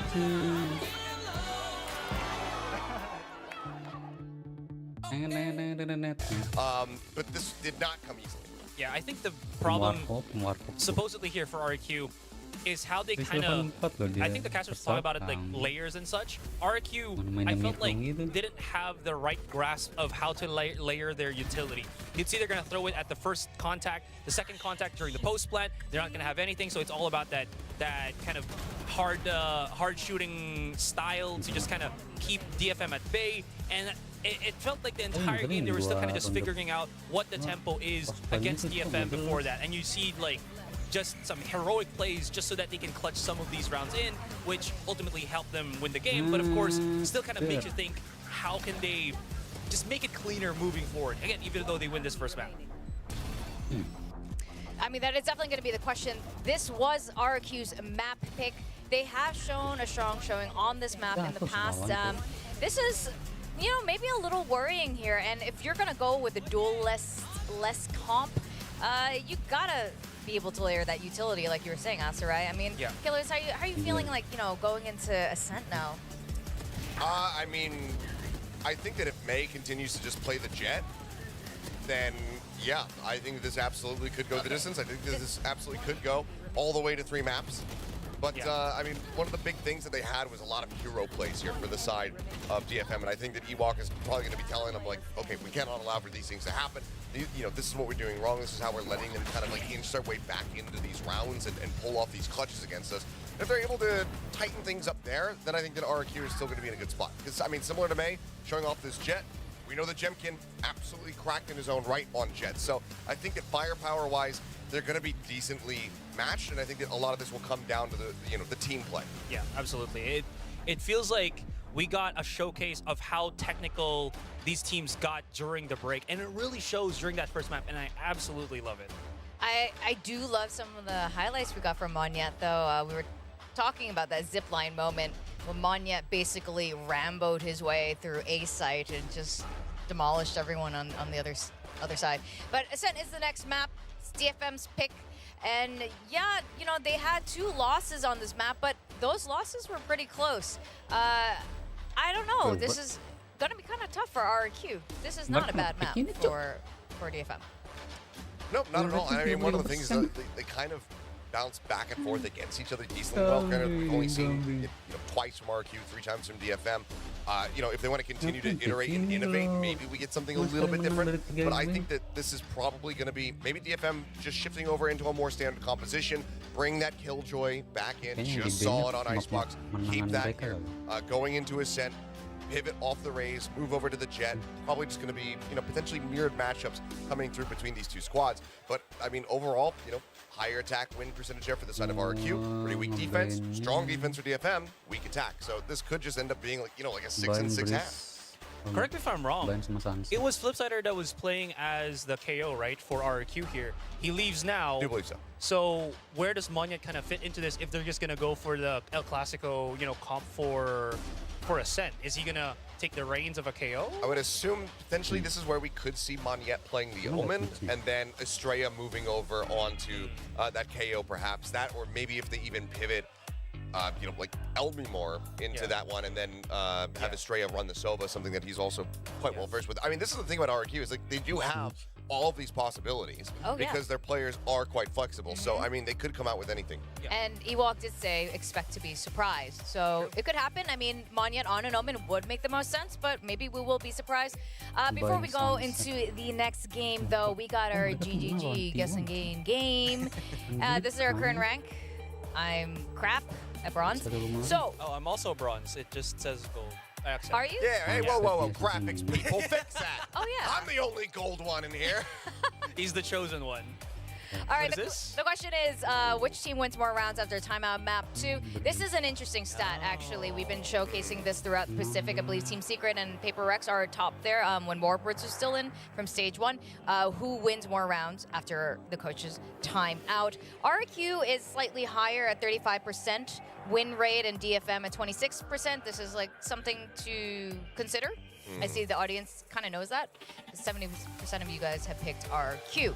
So we are going to predict, and you guys got, maybe 10 seconds to decide on this. You can talk through the process. You don't have to hide your answer. You can talk us through it. I'm just thinking that DFM is going to start off strong again, so they end like an 8-4, and then RRQ, or like, I don't know, like a strong start, multiple rounds, then RRQ the one that has to kind of stop the brakes, pump the brakes, call the timeout, and then they start building things back up. So that's probably my thought process here. I committed 0 brain effort into this. I'm just going to say RRQ. It just felt like Ewok was having some decent impact with his timeouts there. And I think he likes to call timeouts when the team is in a position to win, rather than something like we see from Bleed, where it's like, okay, I'm going to call this on a Thrifty, and then we'll set up the attempt at a Thrifty as well as for the next buy round. So I'm just going to go for RRQ. Okay, fair. I'm going to go for a tie. Is that double again? Is it double? I don't know. We're going to find out later. Yeah. It is double. It is double. I'm just going to go double or nothing. That's true. That's what I'm doing today. I completely agree, though. I think natural inclination, no brain pick would be RRQ just based on stats. But let's first see what the agent picks are, because that, you know, you can't change your answers, but it might change it, you know, verbally. Yeah, and just immediate regret. Yeah. No, I fumbled. Alrighty. Wait. Yep. Okay, so stock standard. This is exactly what I wanted to see here for the side of Detonation. It is going to be Estrella there on the KO with Monyet back on smokes. Oh, May's going to be just on the jet again. Yep. I mean, you're talking about how effective he was, so... Everything I asked for, delivered. Thank you, both teams. Hell yeah. El Clasico, but there's a lot of thought behind it as well, where we know DFM played very differently on Ascent this time, just going to this, and then RRQ. So very much looking forward to see how this kind of fares out, because again, it is the standard comps, but the way they kind of reached up to it had definitely a different reasoning behind it. And I think that this is a lot more... Not that the Icebox wasn't exciting. I mean, obviously 15, 13, there's so much back and forth. But I think this is even more exciting because now we get that explosive power put on display on Icebox by May, potentially matched, if not exceeded, by Jemkin on the other side. William was talking about it. Joba rather was talking about it. These guys have clashed before in Japan. Now we get to see it here. Jet v Jet. That is going to be super fun. And Ewok did say he did not want to underestimate DFM. You can see why. Monyet has also been pulling his weight. This has been absolutely exciting. We're going to go into game 2 of today. Over to our casters, Chobra and Valdez. Thank you, analyst deskers, for that wonderful breakdown and just hype building going into the second map here, hoping for the tie afterwards. I'm trying to think, what was the case on Icebox? What did we actually have? Oh, for the timeouts? Yeah. I think they might I think they both lost. Like, everybody lost after their timeouts. I think they were pretty even. Maybe 1-1 each, something like that. I guess there was the overtime one as well, but we'll have to keep our eyes on it because it's going to be pretty crucial when you're going with the classic comps on Ascent. May gets an early tag, highlighting that raise for all of stage 1, but now going back to the roots of any duelist. May, of course, played a lot of Jet last year as well, so now going back to a little bit of that comfort dash opping type of duelist. Yeah. You see one guy left here on the 0 point, and it is going to be still the rotation coming out here. We still have Xfero just hanging around in mid as well to see if anyone is going to poke their head out from DFM. As we can see, nobody is thinking about that. We do have 3 people over by A still, though, with the drone coming in, and now Anthem going to get first contact here in B main. The fake drone, it bought just enough time, but they have to start to funnel through, and that smoke comes in perfectly for DFM to try to stall it. RRQ, they're slowly making their way, don't want to give away free kills, and that's a good trade from Monyet. Yeah, that it is Anthem now in the boathouse, but he is buying a lot of time. He is staying alive. He's going to throw a shock dart in as well, and Neth and Sass able to make their way back over to the B side. He's run out of bullets, and Estrella is going to be taken down. Elmi Moore, he does not have the spike, and he has a classic as the Sova. He will be looking to rotate all the way from behind. Yeah, and Sass even putting up the smoke as well, just in case the wraparound has happened, since the last time they saw the Sova was on the A site. 10 seconds. Try to switch to something that has some ammo, but it's not going to be powerful enough as Anthem clears it out. And DFM, quick reactions, quick calls from Anthem, continuing today as the IGL of DFM as they pick up the pistol. Yeah, very nicely done. I think they got the information very early on, and then RRQ just kind of, they pushed in, but they didn't clear everybody out very fast, and they were not able to get the plant down. So everybody able to rotate over from DFM and win a couple of trades, and it just essentially goes their way. They know they have the spike down there on the site, and they will start off with yet another pistol round win. Ooh, Outlaw purchased up by May as well, so triple rifles and an Outlaw. Picking up a page from Gen G with a lot of these Guardian purchases. DFM liking what they saw from the recent Masters winners coming back to Pacific. So with the Outlaw, obviously they'll be putting down a lot of pressure down mid. Now thankfully for RRQ on their side, they didn't invest into any sheriffs, so the Outlaw's ultimate value really should drop off in the next round, but we'll see how much he can pick up here on this one. Yeah, well, he's going to start off with 1 onto Xfero, and that's going to be a big push in towards Street Neth. Going to spot that one. Throw down a nade as well, and now May is over here. He's going to pick up another, make it 3! As he is just mowing them down. Sess going to deny any hope of an ace, but still going to feel pretty good here for DFM. Elmi Moore is like, well, what do I do here? Yeah, trying to see, is there anything he can do? Is anyone going to push him close? You saw a little smile on him as well. Says, come fight me, bro. 1v1 me, bro. Medusa's kind of thinking about it, but DFM will be wise. Will not take the bait. And May's going to pick up a 4th kill, actually, so it's feeling pretty good for him to get his knives online pretty early. Yeah. And that one being flawless. The thing is now with the Outlaw, he can keep that for this round. It's still a very powerful weapon. Like you said, he's close to his Blade Storm, which means ultimately that he can eventually upgrade straight into an Operator as well. If things go even moderately here for DFM, you can see the smile on his face, loving the shots he had. Now 4-1. A strong start once again for DFM, just like they had on Icebox. See if they can continue on the defensive side. Should be a little bit favored. Yeah, definitely should be. It's their map choice, and you know that DFM do enjoy this map. And I mean, they started off strong on Icebox. Feels like they have even more tailwind behind them to push them forward on this map, given the circumstances. Outside of, you know, losing the first one in kind of a close manner, but other than that, it's a new map.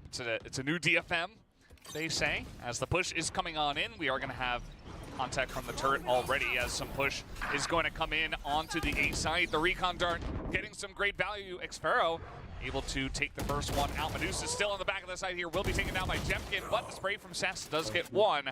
But it is just a Bulldog as RRQ will make their way onto the A side. Yeah, RRQ really wants to try to make sure they can carry over all 4 weapons. That would be great. Oh, no. Bit of a missed timing there for Monyet. Doesn't realize he saw the head of Anthem. Yeah, maybe just not looking that way, but now trying to drop down here and not quite able to line up any further kills. So 3 rifles held on to here by RRQ, and a pretty nice push onto the A side. Yeah, not the end of the world, of course, as they did have a Guardian in there as well, because they wanted to make sure they all had full armor off that Outlaw. So they'll be able to buy up with some half armors, go with some rifles. Now, as foreseen, it is going to be the Operator picked up on the other side for May. We'll see RRQ. Are they ready for it? Do they suspect it? And also, what is their answer to start to push that away? Yeah, that is a good question. We have seen, you know, outside of the first round, a lot of pressure here towards the site. And once again, 4 members, obviously with the Tailjoy over towards B. Trying to push in here, but 3 members suppressed. Going to get some information there. And it does look like RRQ will back out for now. Oh, hello. Okay. Well, I mean, that's info gained by RRQ, thankfully, without the cost of a life being taken. You know the Odin's on B, you know the Op was in mid, and you let them see 3 members, but not the Sova. So RRQ trying to play mind games against DFM now, making them think that it's just going to be the classic rotate. And now the execute onto the A side. The paranoia is good. He drops on top. And that he does. May not able to hit the shot, but it is traded. Nath does get one here in the corner as the push is coming in. And finally, they do take out May, though. On the top of heaven, they take out the Operator. Now RRQ, they will be able to get this plant. There's only Medusa and Anthem left. And not the easiest spot for them either. Last player standing. And they find Anthem as well. Xfero's position already good to cut off anybody else that shows up. So Medusa, with that value weapon of the Odin, you're going to have to save that up. You've already dropped the Operator. You don't want to lose any more value out here, and obviously the attackers can use the Odin quite well on Ascent, so it's not going to be something that you give up. Just recon and everything from RRQ to make sure that they're safe. A little bit of a hunt, as Estrella does have extra credit. So does Elmimor to buy for their teammates. Yeah, RRQ very nicely done on this round. They get the information of the Operator. Oh, okay, the alarm bot finds him. Yeah. He's going to find, oh, he goes down. Nice headshot here from Xfero. And that is going to be Medusa losing his Odin on top of everything else. So that is a lot invested into that round, and RRQ immediately just wipe the slate clean and tie up the score. Yeah, it always feels rough because on Ascent, the faster you get the Odin, the faster you get the Op, it's good. But for now, let's talk about this replay. I mean, the way that they first of all bait out the Operator first, they're ready to trade the power weapon to make sure they can get past the choke point, and then they go for another great double swing with a wide swing as well to create those fights. So excellent 2v1, 3v1s here played out by RRQ. A lot better teamwork than we saw in the beginning of Icebox. Maybe a little bit of warm-up needed for this squad. Yeah, for sure. DFM as well. Looked a little bit like they were scrambling to try to get over to that A site and not quite able to get enough utility to stop that push from coming in.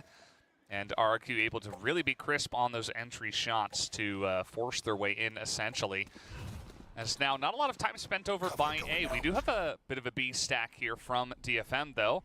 The Blade Storm has been utilized by May, so a chance for a big clash in B. Surely RRQ, you don't take the chance to use the null command, but either way, B site usually the go-to position for something like the null command. DFM's reading through that. Pop flashes come through, and May is good for 2.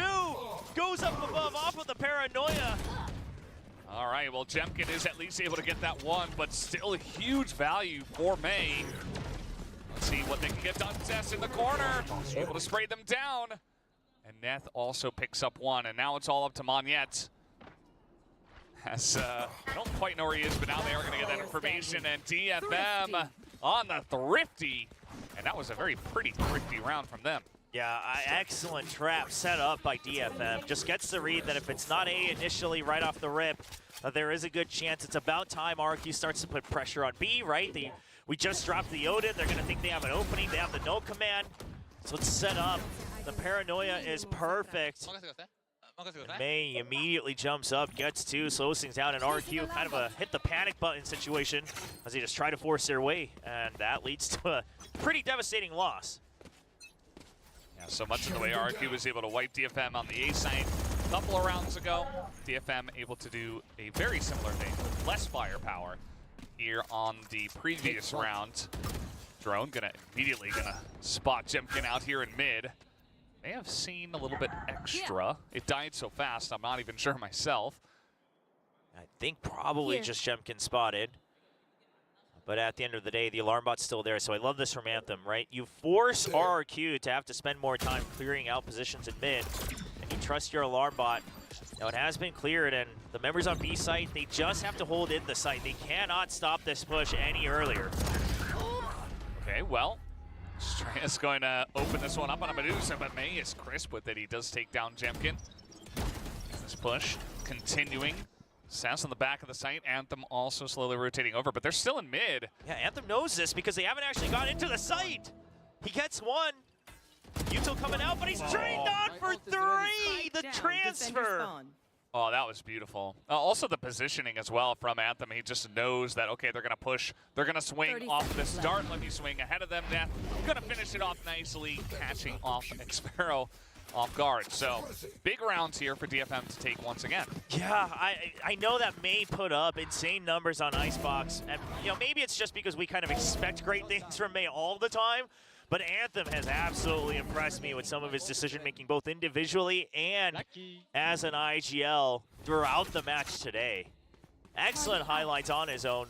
You called it, the swing past the dart early to try to get the first hit. It's a good call, and now that bought the time for May to gather the econ for another operator. Get out of my way! And he's still on top of the scoreboard, 8 kills himself in the 6 rounds that we have had. And a second operator already. So now RRQ going to look to push in here on a thrifty round themselves. Manya trying to lead the charge through the smoke. A lot of smoke dropped in towards this A site. Anthem just going to get hit by a huge amount of damage. Just walks right onto it. Maybe a bit over aggressive. And now, okay, Neth is going to be able to hold down health for just a little bit, but just the one kill. And RRQ are just making their way in here on the thrifty. I love that the Pacific teams are taking pages out of Gen G's book, but maybe everyone thrifting each other isn't quite what we were looking for here in Stage 2.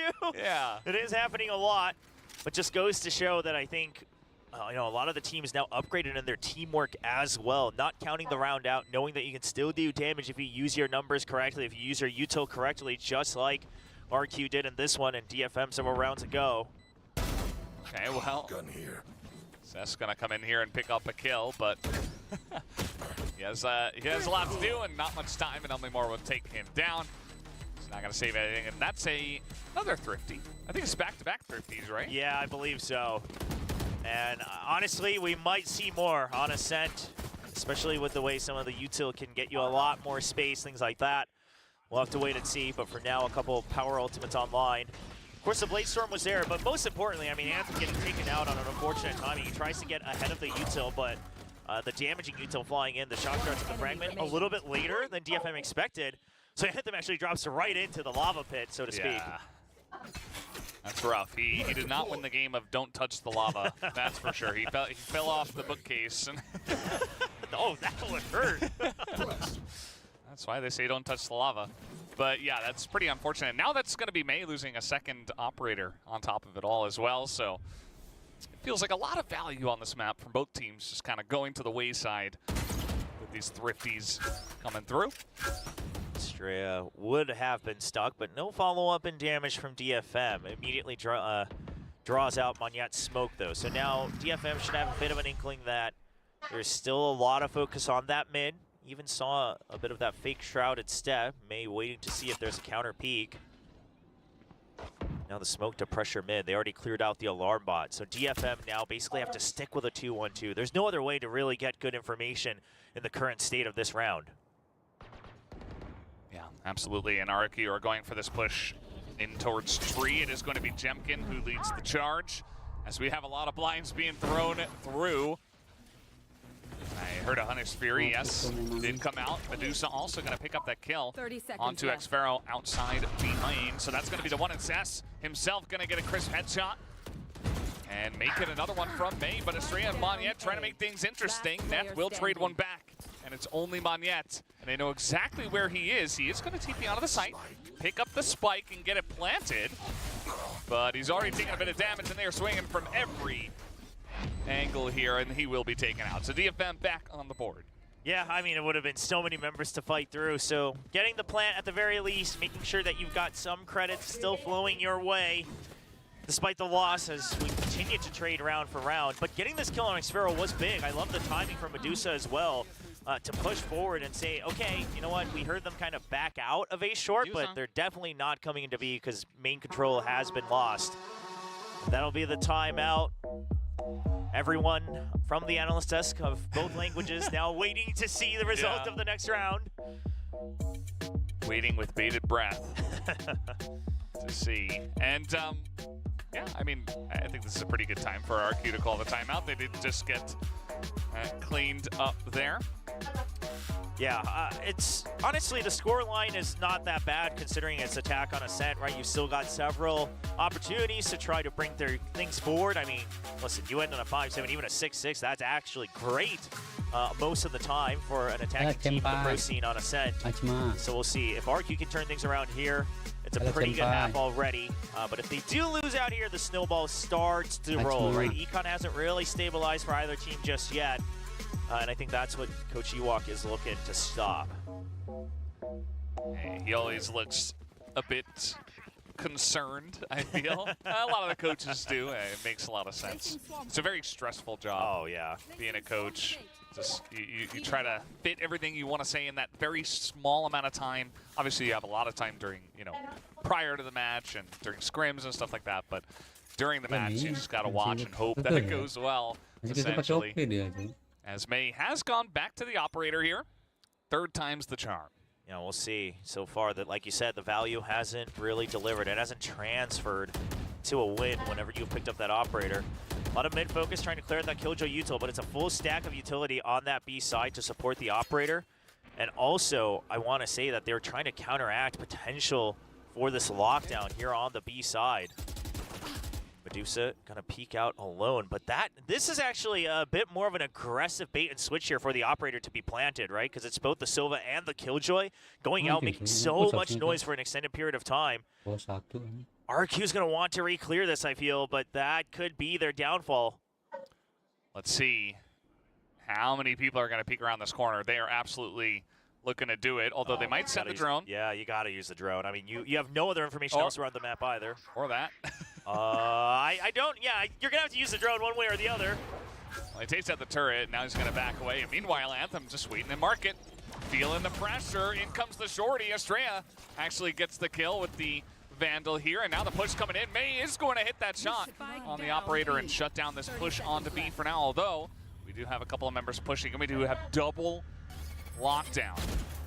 Yeah, and Monyet, he's just going to sacrifice himself, force them to have to stay in the site as well. He gets spotted, trying to stay alive to get detained. Can he find the second one? He thinks it's in sight, but I think Mei's going to survive this. Yeah, Mei is going to buy a lot of time there behind that little wall. 10 seconds left. There, the gun comes out once again. Monyet does get onto the site. 5 seconds. Yeah, they got to plant this one, and that they will. Just barely with 1 second left, and Monyet pushing into them. Going to see the barrel. Takes out the first one with the headshot. He's got a fantastic angle, and that's four for the side of Monette. RRQ pushed their way out of the B site and make it happen. So RRQ, the timeout off of it, they go for a pinch play onto B, expecting the operator to come out given the economic situation. But DFM's actually ahead of it, right? The support for the operator, great hold by Anthem initially, over by Market. But at the end of the day, Monette takes things into his own and creates all the space. You know, the old habits of the duelist coming in strong for the controller of RRQ. And now he's going to lead them to another round victory. And that was pretty huge, and even though, you know, Monette puts up a 4K, it was still a very close round, and it keeps this map extremely close. But as you mentioned before, you know, already 4-round wins from the attacker side, and a couple of very strong ones to the side of RRQ. They get the operator out of May's hands once again, and potential now to get some rounds strung in a row here. We have the judge for Cess. Okay, the ult. Okay. Get taken out immediately. Pinch coming in over by Tree, but the judge, not something they accounted for. Cess just drawing out the aggro, waiting for the trade from his teammates.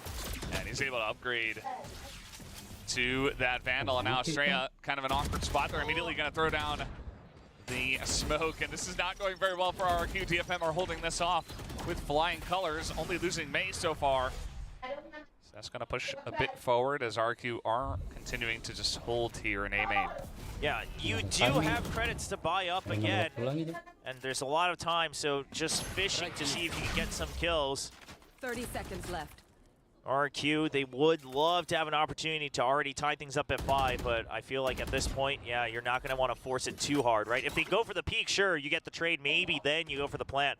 But in a 2v4 situation, without much other util to work with, it will just be the save. 2 ults, power ults used in both the Milkman and the Hunter's Fury for RRQ. Yeah, not much to show for it. Just May going down. These guys are just going to hang out. Doesn't look like DFM wants to peek into that either. And so it will be DFM picking up the round on the save from RRQ. The failed attack does get shut down. So 6-4. All right, RRQ. They do still have all the rifles. Meanwhile, on the side of DFM, some considerations here with May 1 point away from the Blade Storm. But I'd imagine that you're in the lead 6-4. If you lose this one, no matter what you buy, there's a good chance that you may give the opening all the way to 6. So, yeah, you buy up whatever you can. In fact, they'll make it work, juggle things around to make sure that they have full armor and all the guns other than an operator. Perhaps that was part of the consideration. Flashbang. Now let's see how this push goes for RRQ this time. They have been finding success trying to look for B hits and, you know, kind of split pushes through mid as well. A lot of mid pressure working out for them. But now May going to try to beat this. He lives on 5 health. He does live. Yeah, he will have to back off. You said it. Still have that extra body to work with here for DFM, and it is a jet, so very, very nimble. Can be slippery. We saw May doing a lot of good movement earlier just to do some scouting for his teammates on these trades. Cess waiting. Calls the bluff on Monette. He's already been hiding. And that's the controller alone on the lurk for RRQ. No more smoke, still 50 seconds. And they have to find something to work with. And maybe now you have to use the timer to your advantage. Try to make sure DFM shows their hand first. Oh, looks like they do want to push on in towards this B site. Medusa on the back of this one, May as well. Not able to get value though. Jemkin does pick up 2.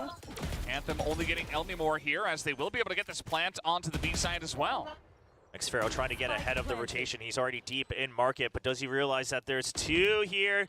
Oh no! Oh, massive value for xFaro. xFaro, he wants too much. Okay, I was getting real scared that he was going to wait for too long.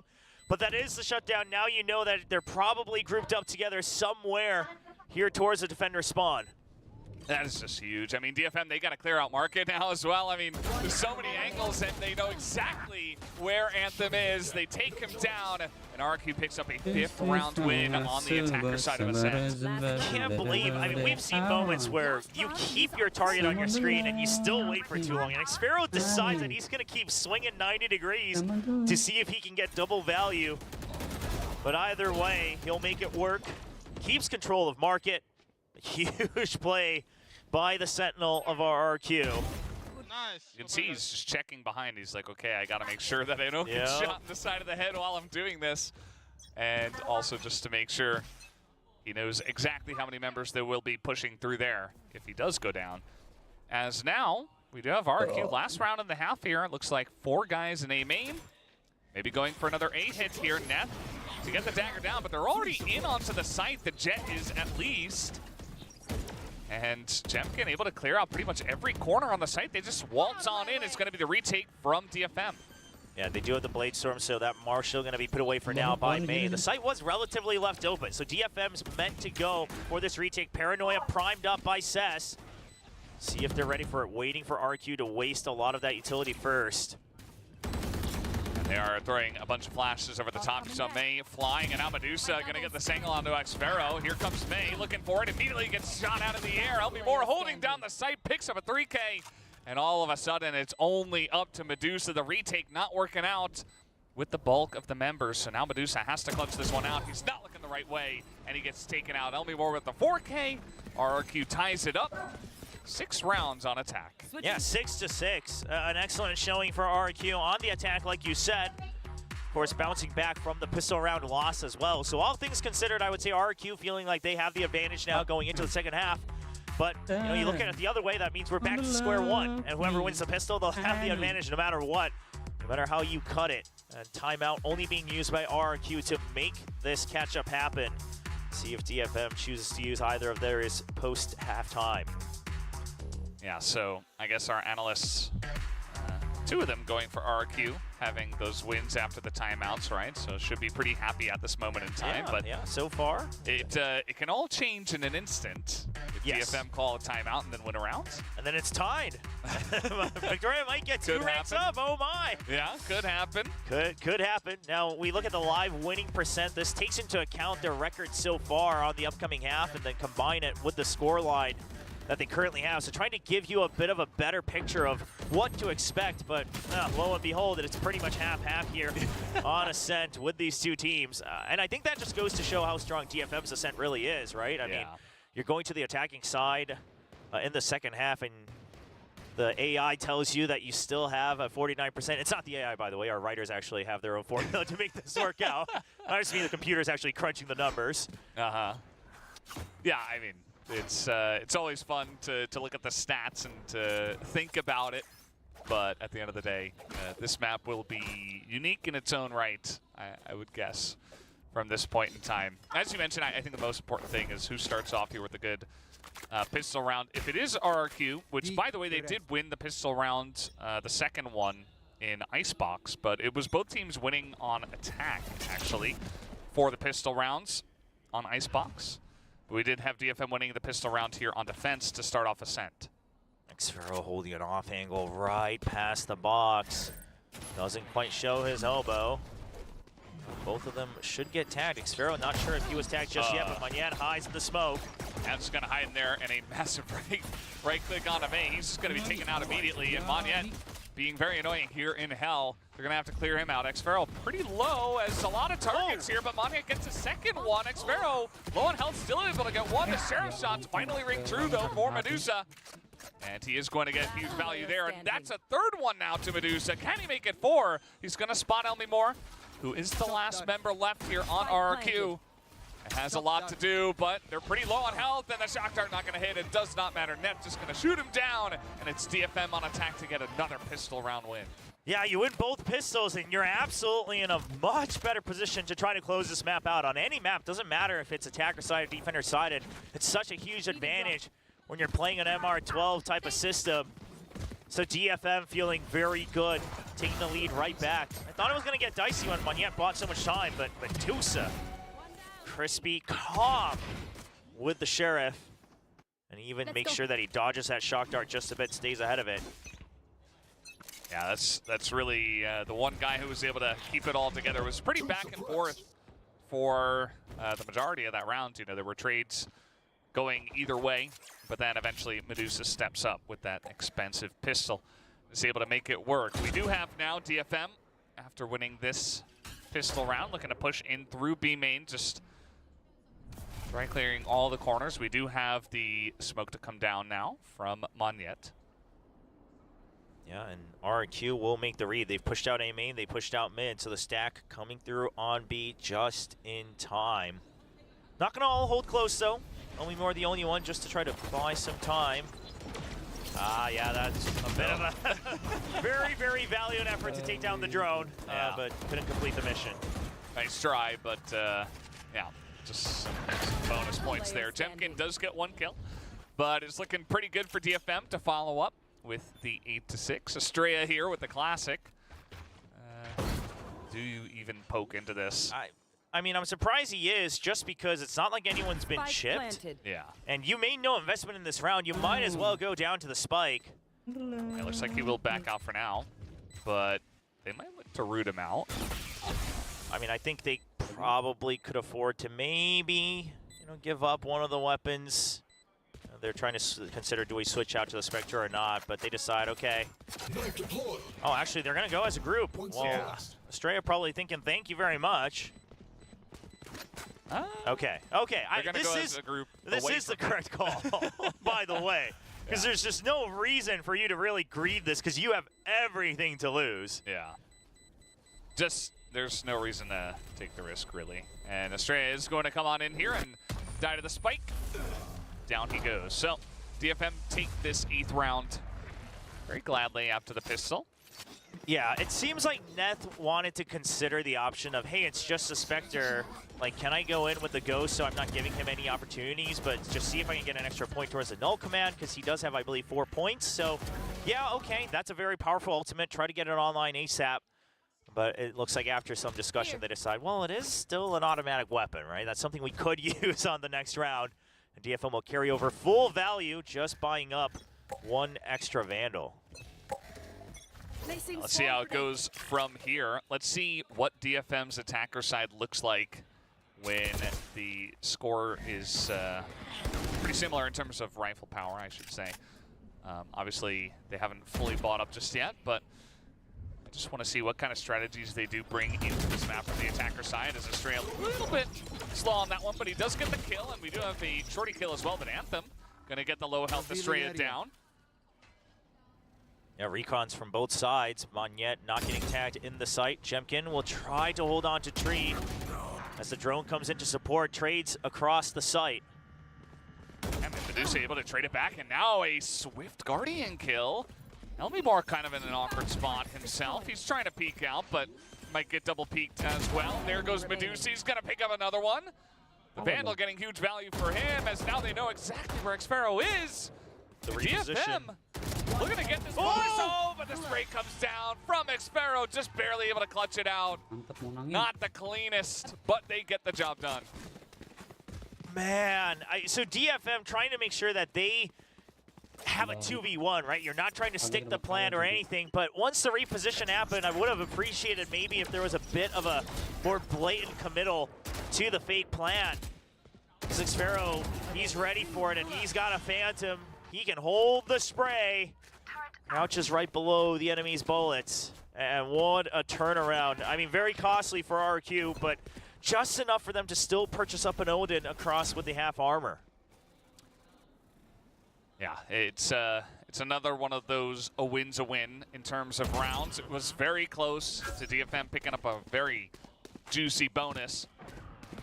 Some information now, and DFM still looking to push through here. Some pings going down onto Wine. Shutting them down. They are going to clear it out. Yeah, they will eventually just trade that 0 point, but RRQ now knowing that it's mostly DFM vying for A main control. Now this lockdown, of course, doesn't clear the corner. Monette's actually maybe considering, holding this off angle as it gives a little bit extra space. But the timer already going through. Yeah, just gonna push on through, takes a bit of damage as that does happen. So they're gonna leave the A site open for now. After that lockdown, the door comes down and the plant is here. RRQ forced into the retake. Now the retake coming through. The thing is RRQ, they think that there's no flank because the 0 point didn't tag anything, but Anthem should have an opening if DFM can just stay alive, as Cess is trying his best to do. Trying his best, absolutely, but Jemkin just too clean, and Anthem the last one to get a kill, and RRQ will follow up with another round win to tie things up here. Jemkin, I believe, getting 4. Yeah. On the round. I mean, Jemkin really trying to power through in these tough situations. Of course, everyone alive as well, so teamwork involved. But Anthem, he's got to be a little miffed because he thinks he absolutely outplayed them, waits for the 0 point to clear out A short. Starts his slow creep in, hoping his teammates can stay alive. But look at this, systematic angle clearing by Jemkin. Just one at a time. Very nice. Estrella, coming in with the last kill as well. Estrella actually topping the scoreboard on Icebox for RRQ despite IGLing, so that's a huge boon to them as well. Yeah, everybody kind of pulling their weight on that side. I suppose the same could be said for DFM on this map. Icebox looked a little bit different with May putting up more than 30. And now the spray comes in from Elmimore. It's going to be Xfero to help him out. He does get traded back, though, and now the information is given by the recon dart. Elmimore opening up more kills for himself. And they're going to be able to hold off this push pretty cleanly for now. See if Medusa gets spotted at all. I think he wanted to check inside the smoke. Elmimore very well aware of the possibility. Well, now he's been spotted, so no mystery there. Cover going out. There's some extra spray, and now Monyet trying to take this in mid. He picks up 2. Nathan Sess not able to do much at all to him. He's only on 85, and Medusa gonna be spotted. I mean, everybody's looking at this angle now. Exactly. And they have the spike down, so Medusa's just going to slink away into the spawn. Yeah, you don't have a lot of creds here if you're DFM. Now, quite frankly, it's not like you can really even out your econ in the next round either. I guess you do have the loss streak coming in, so you can muster up mostly a half armor buy across the board. So there are situations where you're thinking, okay, well, listen, we're going to have to eco the next round anyway, so maybe you go for something. But here it's like, well, it's stranded out in the open. So Medusa just going to wait to see if they push out, see if Elmimore Estrella maybe want to greed a kill for their ultimates. 10 seconds but left. RRQ, okay, staying patient. They're also not exactly healthy in their economy. Yeah, I guess just wanting to start some kind of snowball and get a bunch of rounds in a row without any big mishaps. And so that is their 3rd round in a row, actually, as they do take the lead. German efficiency. And I believe that's for the first time, because it was always tied up, you know. DFM kind of had the pistol, and then it was tied, and then they ended at 6-6, and then DFM took the pistol again, and then went to 8-6 DFM, but now 3 rounds in a row, and finally goes to RRQ, the lead. But see how they were able to shut this push down.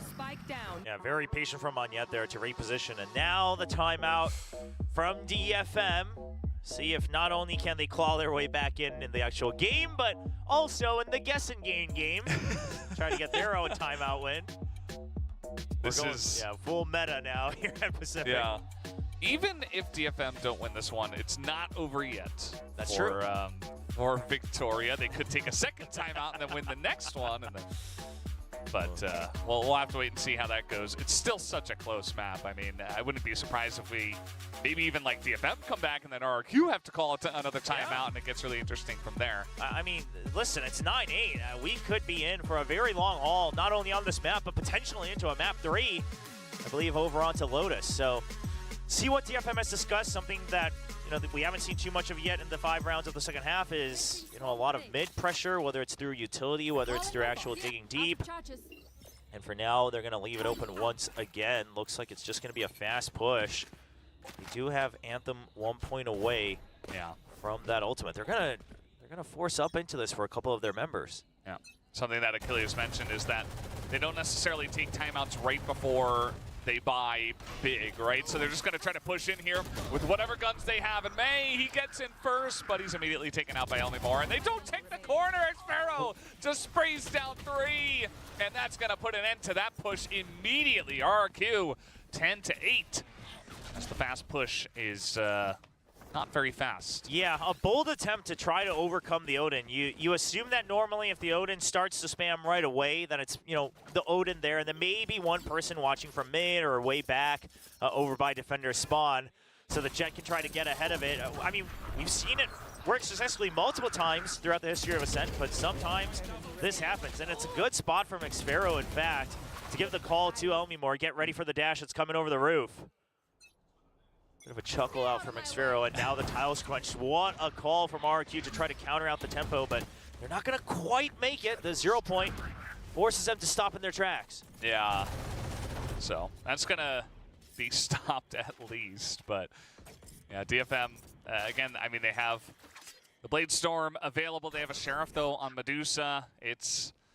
They really got to at least get one round somewhere along the way here to start bringing back their economy, because RRQ are getting really comfortable 4 rounds in a row. They have some big guns and big pockets to spend with at this point in time, but still their advantage on this round as well. So let's see what it's going to be. You mentioned that mid-pressure. May is going to come in here and clear out a lot of the angles. Doesn't really see much. Yeah. They will back off. Fortunately, couldn't quite find a target. Right here. But it draws a lot of attention, right? The smoke, you heard the hop as well, so Estrella pings it out for his teammates out in mid. And now RRQ, he will back it up over by the A site, just trying to go for these jump peaks in hell. Monette gonna commit to it since he's gonna be stuck down there. Yep. 30 seconds A lot of smoke left. being thrown in the doorways. May will be given a angle to push through as Estrella is going to hear this, but it is going to be the Knives of May who open up the back of the site. They open up heaven, and now you see Monette not able to stop him either. And May essentially is just able to click on some heads, and they get in onto the A site. That Blade Storm, can't ever count it out, and now well hidden. May looking to trade for his teammates, waiting to see if the door gets broken open. Jemkin good for one. Now they know where the jet is. Jemkin's waiting for it, but Cess, they don't account for another member popping out from hell. Yeah. They do have so much manpower at this point in time, and just going to push on through. May is going to be punished. Elmore wants to Hunter's Fury. He's got the cred, so he wants to get a kill or even a death, but he'll actually get the kill. He's going to go for the clutch! Oh my! Oh. He almost made it happen. And it starts off with May pushing into him. He gets taken out, and then the second the smoke goes down, he's just ready to throw down.